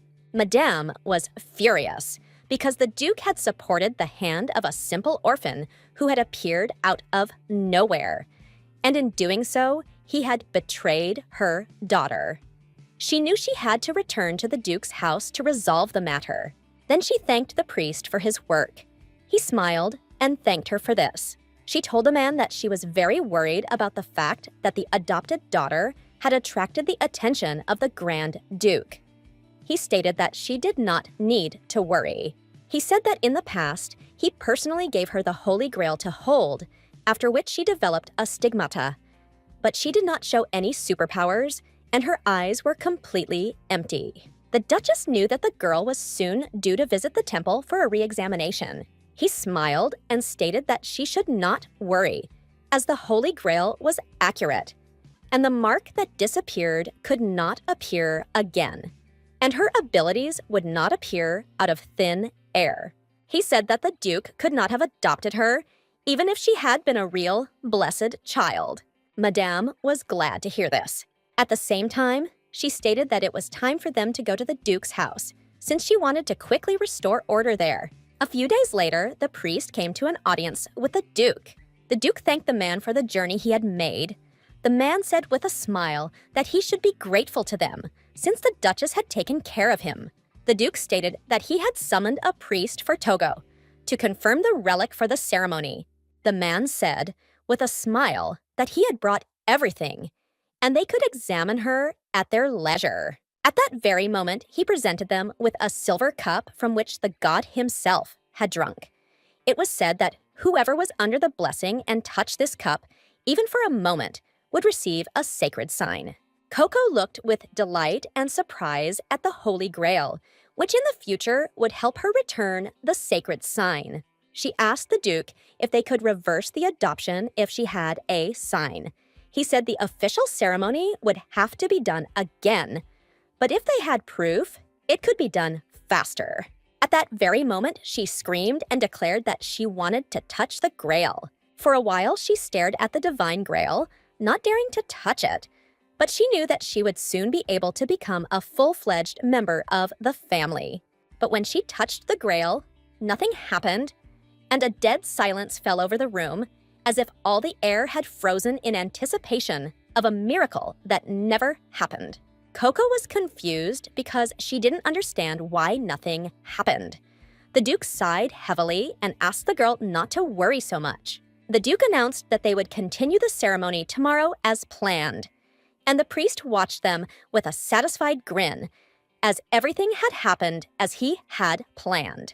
After some time, the young lady was sitting quietly in the garden, and she was very upset. Caligo approached his friend and asked what had happened, as he could see that she was upset. Coco looked at her friend in surprise, knowing that he was supposed to be with his brother.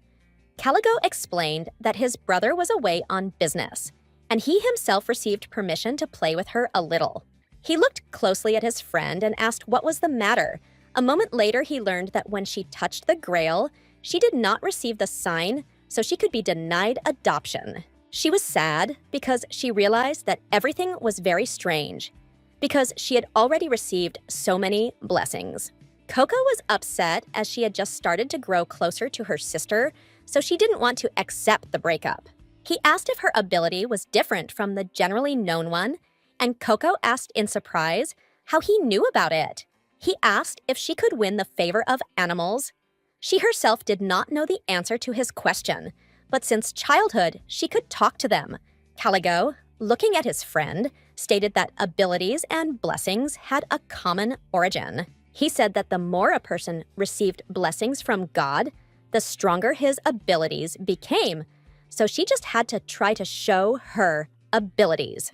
He looked at her intently and stated that she could also find the conditions for her appearance.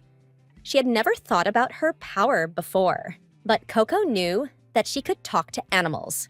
Thanks to God's blessing, she knew the future, but she also successfully helped her sister in her affairs. And it was all thanks to the blessing of the dog God. At that very moment, she remembered the sparkles that appeared every time her sister picked her up. Coco realized that all she needed to do was get closer to her sister, and if they were close for a while, she would receive a sacred sign. Caligo looked at his friend with a smile and stated that even if she did not become a blessed child, she did not need to be sad, because she could simply go north with him. He sheepishly suggested that they could leave everything and everyone who was bothering her and head north to continue playing ball. He said that in the north, no one would care if she had a blessing or not. He understood that it was not at all necessary to tolerate people who harmed her. Coco was taken aback for a moment, as she didn't expect to hear anything like that from him. But at that very moment, she turned around because she heard familiar steps. She was shocked because she saw her sister and realized that she had heard their conversation. Then she pulled away from her companion and, asking for forgiveness, shouted that she needed to leave immediately. He was shocked, as he did not expect such a thing. The young lady ran after her sister in a hurry, asking her to stop. Caligo sighed heavily, looking after the young lady as she had abandoned him again and traded him for her sister. After some time, Chloe looked at the girl in surprise and asked why she had been following her all this time. Chloe calmly warned Coco that she might fall and gently suggested that she go play with a friend. Coco replied that the lady had started the game of tag. Chloe looked at the girl in surprise, as she didn't understand what she was talking about. Coco asked her if she was worried about the boy's words. At that very moment, the young lady froze in place, unable to answer the girl's question. At the same time, she remembered his words and realized that she could not object, for she knew very well that the little girl had been brought into their house because she was a blessed child. But the fact that she couldn't object, for some reason, didn't give her peace. Chloe asked the girl if she really wanted to go north if the sacred sign did not appear. Coco couldn't stand it any longer and declared that she would not go anywhere, neither to the north nor from the Duke's house. She looked closely at the young lady and said with a smile that she would always be by her side. Puffing out her cheeks, she said that she had come running to get closer, but the young lady asked her some strange questions that caused slight bewilderment. Coco said that tomorrow she would be recognized as a blessed child, so she wanted to show her something. At that moment, she fell to the ground and began to roll on the floor. Chloe looked at the girl in confusion and asked what she was doing. Coco was a little surprised, as it had helped her before, but she was puzzled because there was no sparkle. At that very moment, she sat up and stated with disappointment that even turning over onto her stomach had not helped. Coco looked at the lady with a beaming smile and asked if she could fulfill one request since she showed her her belly. Chloe picked up the young girl and asked her what she wanted. Coco asked the lady shyly if she turned out to be a blessed child and had a sign, could she then call her sister? Chloe was shocked by what she heard. Since she had previously told the girl that she shouldn't call her sister because she wouldn't be adopted anyway, she understood that it was stupid to remember something like that. Chloe sighed and stated that the girl could do anything. Coco couldn't hold back her radiant smile. Chloe looked away from the young girl in embarrassment and stated that she could call her whatever she wanted. Coco was genuinely glad to hear this. She looked at the young lady intently and stated that in that case, she had tried to make herself the young lady's real sister. She was delighted, and at the same time, she could not contain her emotions. Chloe stroked the girl's head tenderly and asked her to try harder. Chloe also told her companion that they would have a banquet in the evening, and therefore they should prepare. After talking with her sister, she felt terribly strong because her radiant smile gave her strength. That same evening, A banquet was held in honor of the Duchess's return. Coco ran around the room with joy because she had never seen such beauty before. She looked at every corner of the banquet hall with admiration. But moments later, Anna saw her brothers and greeted her friend with a smile. Coco ran up to her friend and, taking him by the hands, asked how long he had been waiting for her. With her actions alone, she confused the boy. He sheepishly stated that he had not come early because of her. The Duke smiled and stated that his brother had been rushing him, and that they had arrived many hours before the banquet was to begin. They chatted pleasantly among themselves, while the young ladies watched them closely. They heard that the young Duke favored the girl, and there were even rumors that she could become the next Duchess. They didn't know if her family would let her go north, but they also understood that she could live in any duchy of the empire. They said that now that the girl had become useful, they would not let her go anywhere.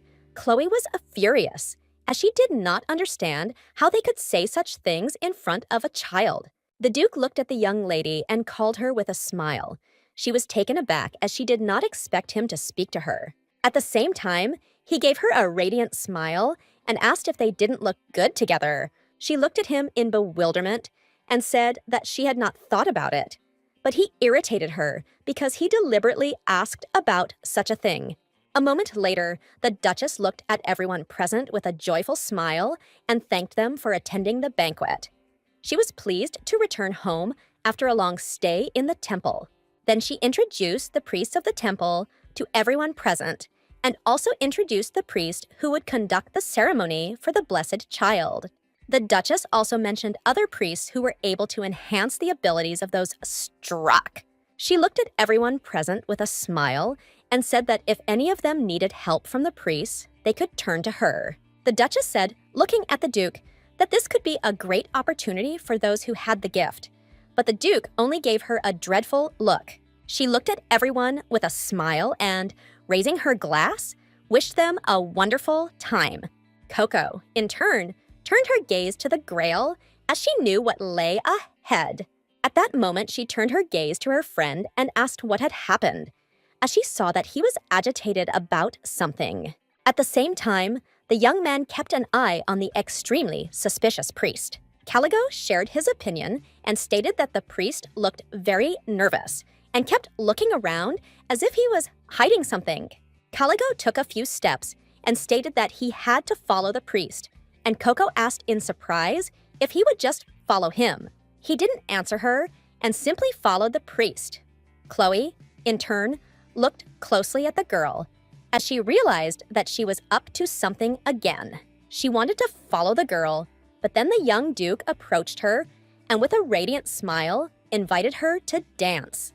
Chloe was confused because she knew too many eyes were on them, and she knew he was doing it on purpose, but she still agreed. A moment later, the young people turned their gaze towards the restroom, but they did not understand that the priest had forgotten you in such a place, since the door was closed, and they could not find out what he was doing.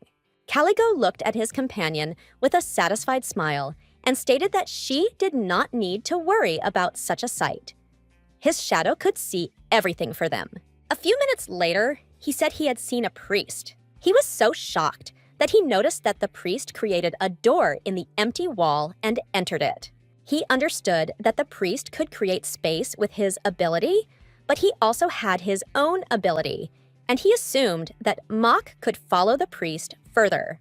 A moment later, the young man was taken aback because, watching the priest, he realized that there was another Grail. Coco was shocked and didn't understand how this was possible.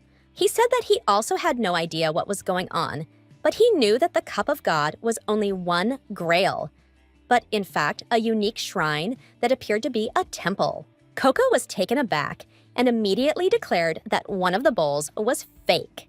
Caligo hastily declared that they must find the real cup.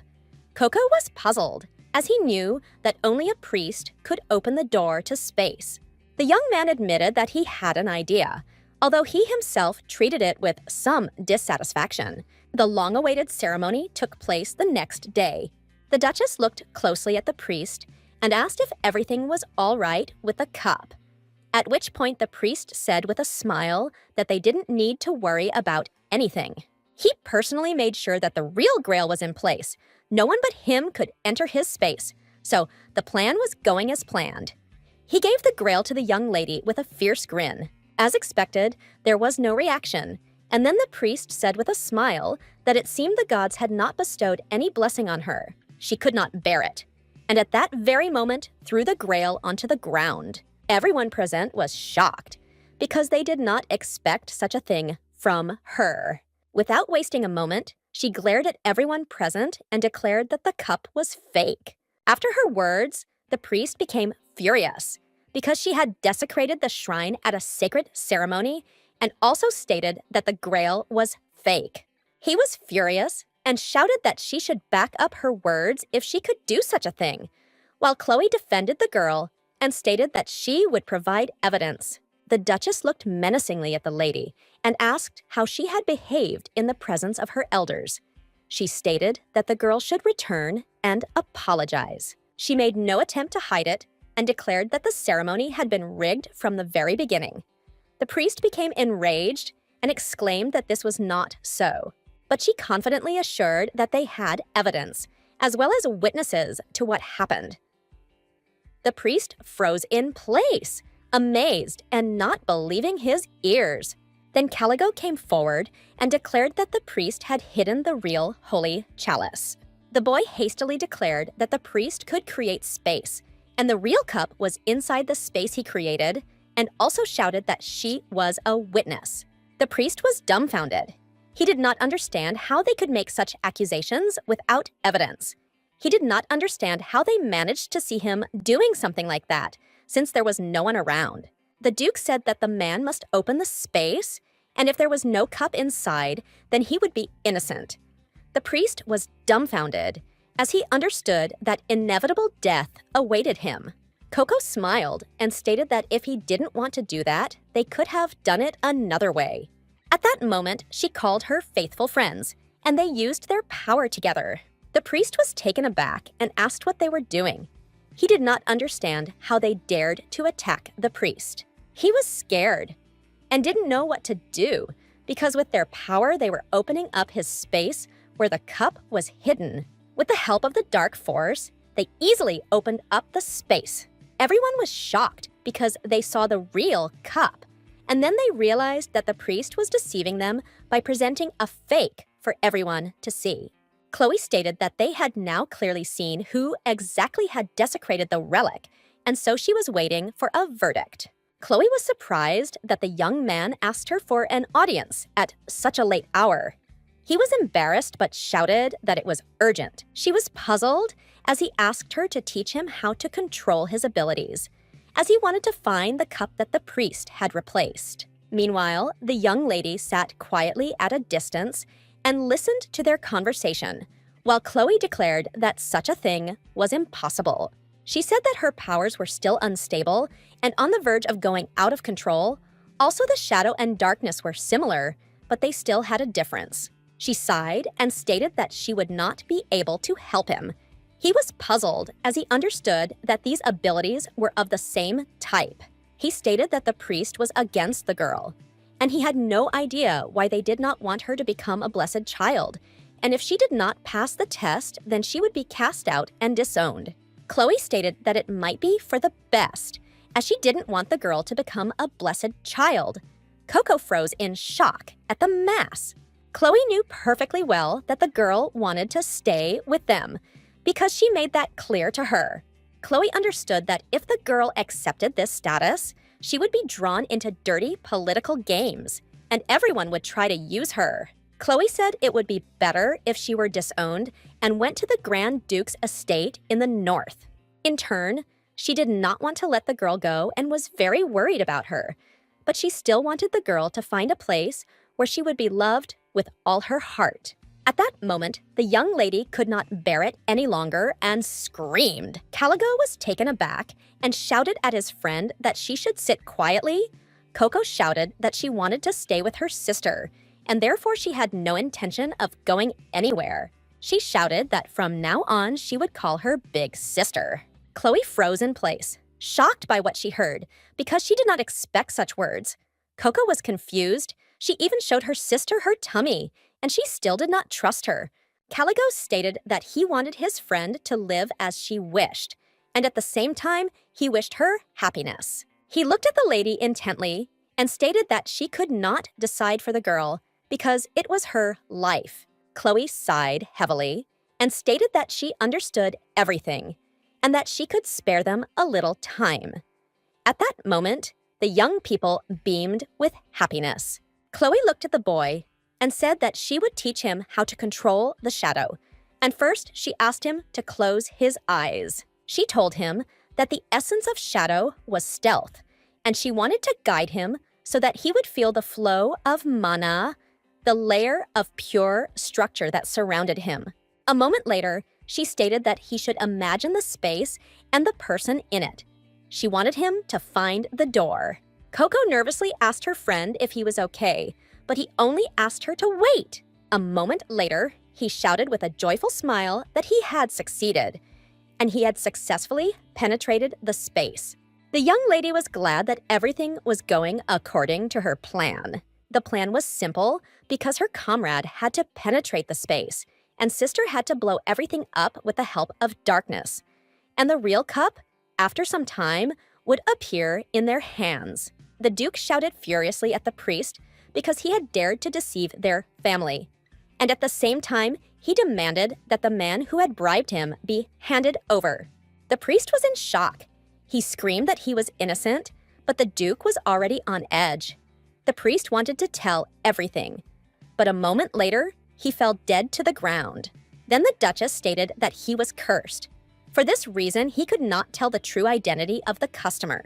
She did not know on whose orders he acted, but he committed a serious crime, so he had to be in custody. The Duke sighed heavily as the real hour had been found, so they intended to resume the ceremony. Chloe looked at the girl with a smile and declared that now they would perform the real ritual. Coco was glad to hear this because she understood that she would soon become a lady's sister. The priest told the young lady that she should take the cup and feel the flow of mana, and if she was worthy, he would lead her to a divine test. She was told that the time she would spend inside might be long and painful, but if she was a true child, she would overcome everything, and the mark of God, a sacred sign, would appear on her. A moment later, the young lady touched the grail, and a bright, blinding light flared around her. It enveloped the room, reflecting off the walls and creating the feeling that time itself had stood still for a moment. After some time, she was transported to another space. She turned around because she heard a familiar voice. Then she saw in front of her an old friend who had given her advice in a past life. Coco looked at him with sadness and sorrow. Since she had previously told him that there really were sincere people, she was convinced of this, since her sister was kind. But at that very moment, she was surrounded by evil and arrogant people. She was very scared and didn't know what to do. But after a moment, she threw everything and their words aside because she knew that among the bad people, there are also good ones. She remembered the man who always fed her something tasty. She remembered the beautiful woman who protected her from bullies. Coco thought about her sister, who loved her more than anyone in the world. She shouted that there was kindness in people. At that moment, she was taken aback as she saw a bright glow. She was glad because she realized that she had the ability, Slovenia of the dog god, and that she had it from the very beginning. But moments later, she was taken aback as she did not understand when the cup had managed to fill. Before she could come to her senses, she saw a bright glow and felt a gust of wind. A moment later, she was transported to dog heaven, where she was met by her friends. She greeted them with a smile. But she did not understand how she ended up in such a place because she was a human. They said that she realized her ability and went through this place. For this reason, it was her test. They asked her if she knew how great her shining ability was. Coco was a little confused as she knew that the glow just came out of her hands. They stated that she was mistaken and that her ability was not just a glow, but something more. After all, her ability contained the power of healing and purification.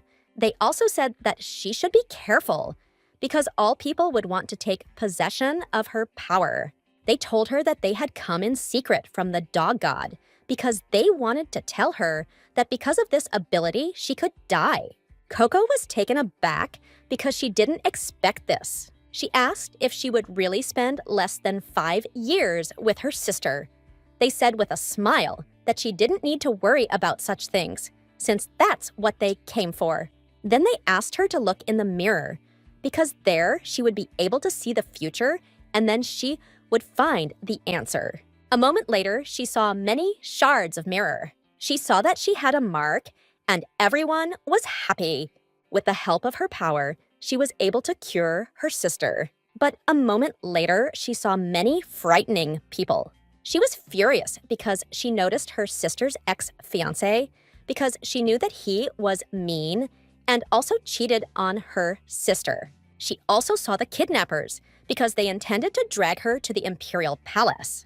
The people she loved most in the world fought to save her, and eventually her sister used too much power. Her ability went out of control, and she died. Coco was shocked because she didn't want this for her sister. Then, her friends reported that there was good news because she had seen the future in advance. They said that while she was getting closer to her sister, her ability awakened to level 2, and the ability had 5 levels in total. They said that if she developed her ability to at least level 3, she would be able to cure her sister, and she would not lose control of her power. At that moment, the young lady looked into the distance with joy. But a moment later, she was taken aback as she saw that a mark had appeared on her hand. They congratulated her with a smile. Her friends said that her trials were not to renounce human life, even knowing about her future. However, they said that they knew full well that she would succeed. She thanked them with a smile for their support and help. At the same time, her comrades asked her to convey greetings from their owners. Coco said, with a smile, that she would definitely pass on everything to the people. Then she approached her friend and asked if he could fulfill one more request of hers. She quietly approached him and whispered something in his ear. As they left, they assured her with a smile that they would help her. A moment later, she was again surrounded by a bright light, and this radiance gently returned her to her loved ones. As soon as the young lady opened her eyes, she immediately called out to her sister. They were stunned because they saw that she had come to her senses, and at the same time, they felt relieved. Chloe asked the girl if she was in pain, but she lost consciousness as soon as she touched the cup. Coco said that she was fine. At that moment, Chloe was taken aback because she saw what the girl had on the back of her hand. Coco looked at her hand in surprise, not understanding why she only had half of the mark. Everyone present looked at her in bewilderment, as they did not understand how this could have happened. Everyone was taken aback, as they did not understand how the sign could only appear halfway, since no one had ever heard of such a case. At that moment, everyone assumed that she was not a real blessed child. She understood that she shocked everyone, but this was exactly the mark she had specifically asked for. She understood that if she revealed her ability to the whole world, she would not be able to cure her sister because everyone would start manipulating her, so she decided to cheat. They understood that if God blessed her, she would awaken the whole mark. The young lady stated that her ability was communication with animals. After hearing this, everyone started whispering. The Duke looked at the Duchess and asked if she really wanted to say something. The Duchess smiled and said she simply found it odd that he hesitated when the answer was so obvious. Chloe stood up for the little girl and asked the Duchess what she was talking about. At that moment, the Duchess, with an icy grin, declared that since there was a mark on the girl's hand, the adoption should be immediately annulled. Her words sounded like a sentence, and an oppressive silence hung in the room, causing everyone present to shudder. Caligo immediately came to his friend's defense and declared that the Duchess had been too cruel in her decision. The Duchess thanked the boy with a smile for caring for her friend, but stated that the matter concerned their family. She said that the mark only appeared halfway. This meant that she inherited only half of God's will. The Duchess did not propose to mercilessly throw the unfortunate girl out into the street. They should have given her to a trusted family where she could grow up. The Duchess claimed that guardianship of the girl would be detrimental to them, and the Duke silently understood that she was right. The Duke remembered the aura he saw on the day he used his power on the girl, and it did not leave his head.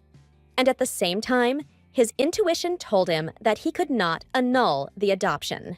At the same time, he did not understand why a small, tiny girl had to go through something like this. He stated that the discussion was closed for the time being, as he understood that the issue required careful discussion. As he left, he stated that he would contact everyone and give his answer as soon as possible.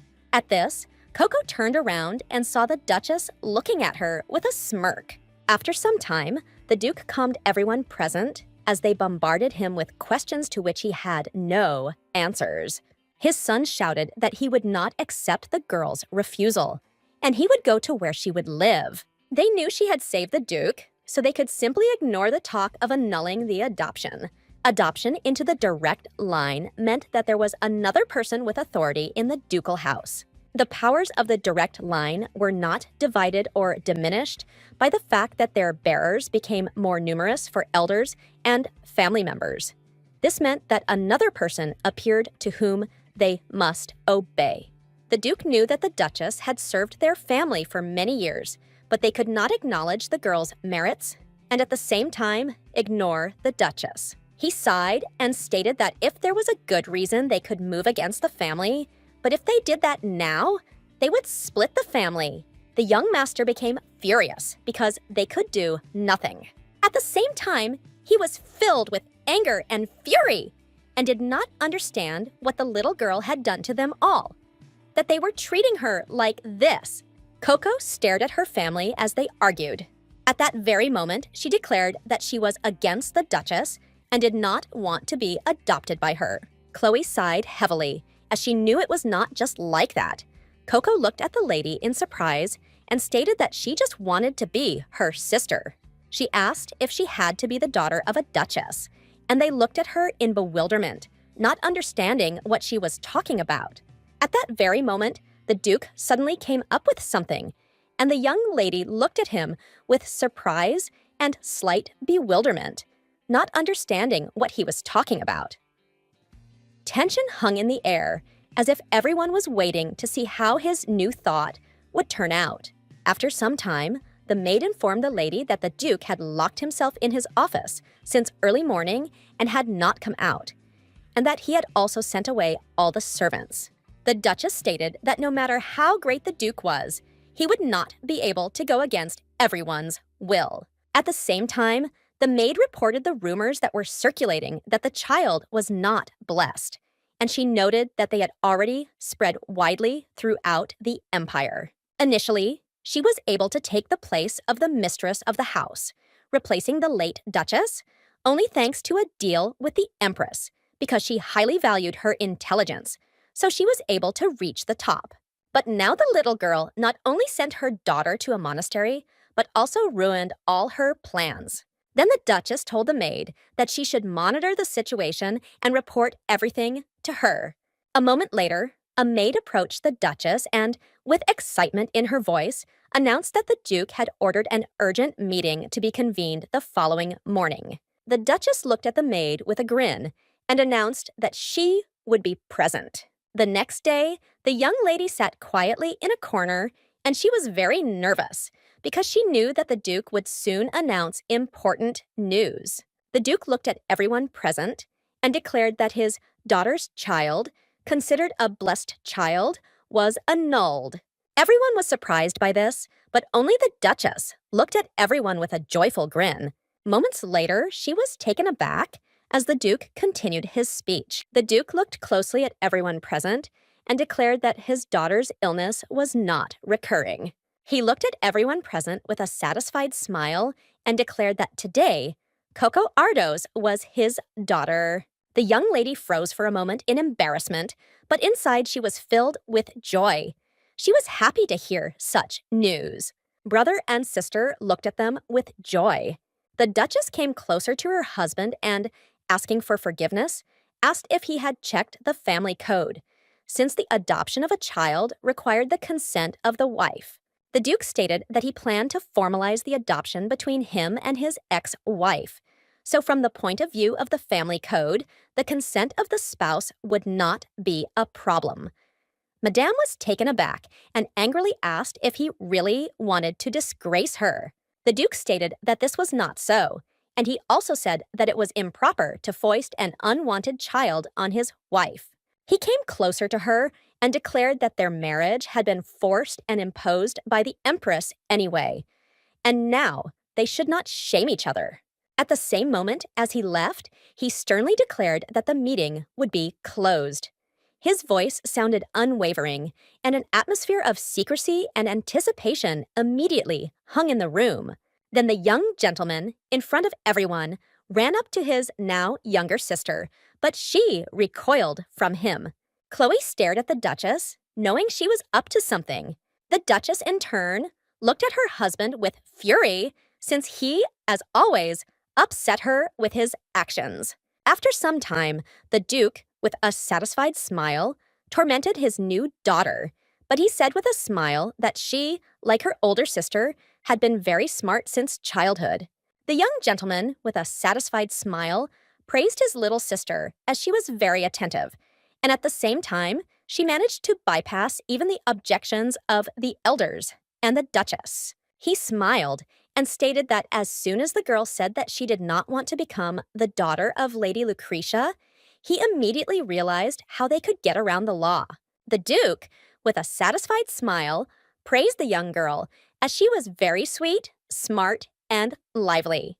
Then he stated that from now on, she did not have to address him formally.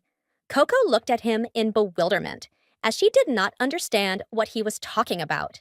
He looked away from her, embarrassed, and stated that she could call him father. Everyone present froze in shock. Russ looked at his father with wild surprise and asked if he really wanted the girl to call him daddy. The Duke smiled and stated that she seemed uncomfortable, but he would wait. She stated that it was so, and she needed time. At that very moment, the young lady declared that it was time for her to go. But they had adopted her, and now she wanted to meet her sister. They were puzzled, since she was leaving them. The Duke added with a smile that as soon as she returned, he would fulfill one of her wishes. Coco laughed and asked curiously if he really wanted to bake a pie together. Overjoyed, Coco ran out headlong, shouting that she would bring her little sister. Excited, they looked after her and, with a smile and slight anxiety, warned her not to run too fast.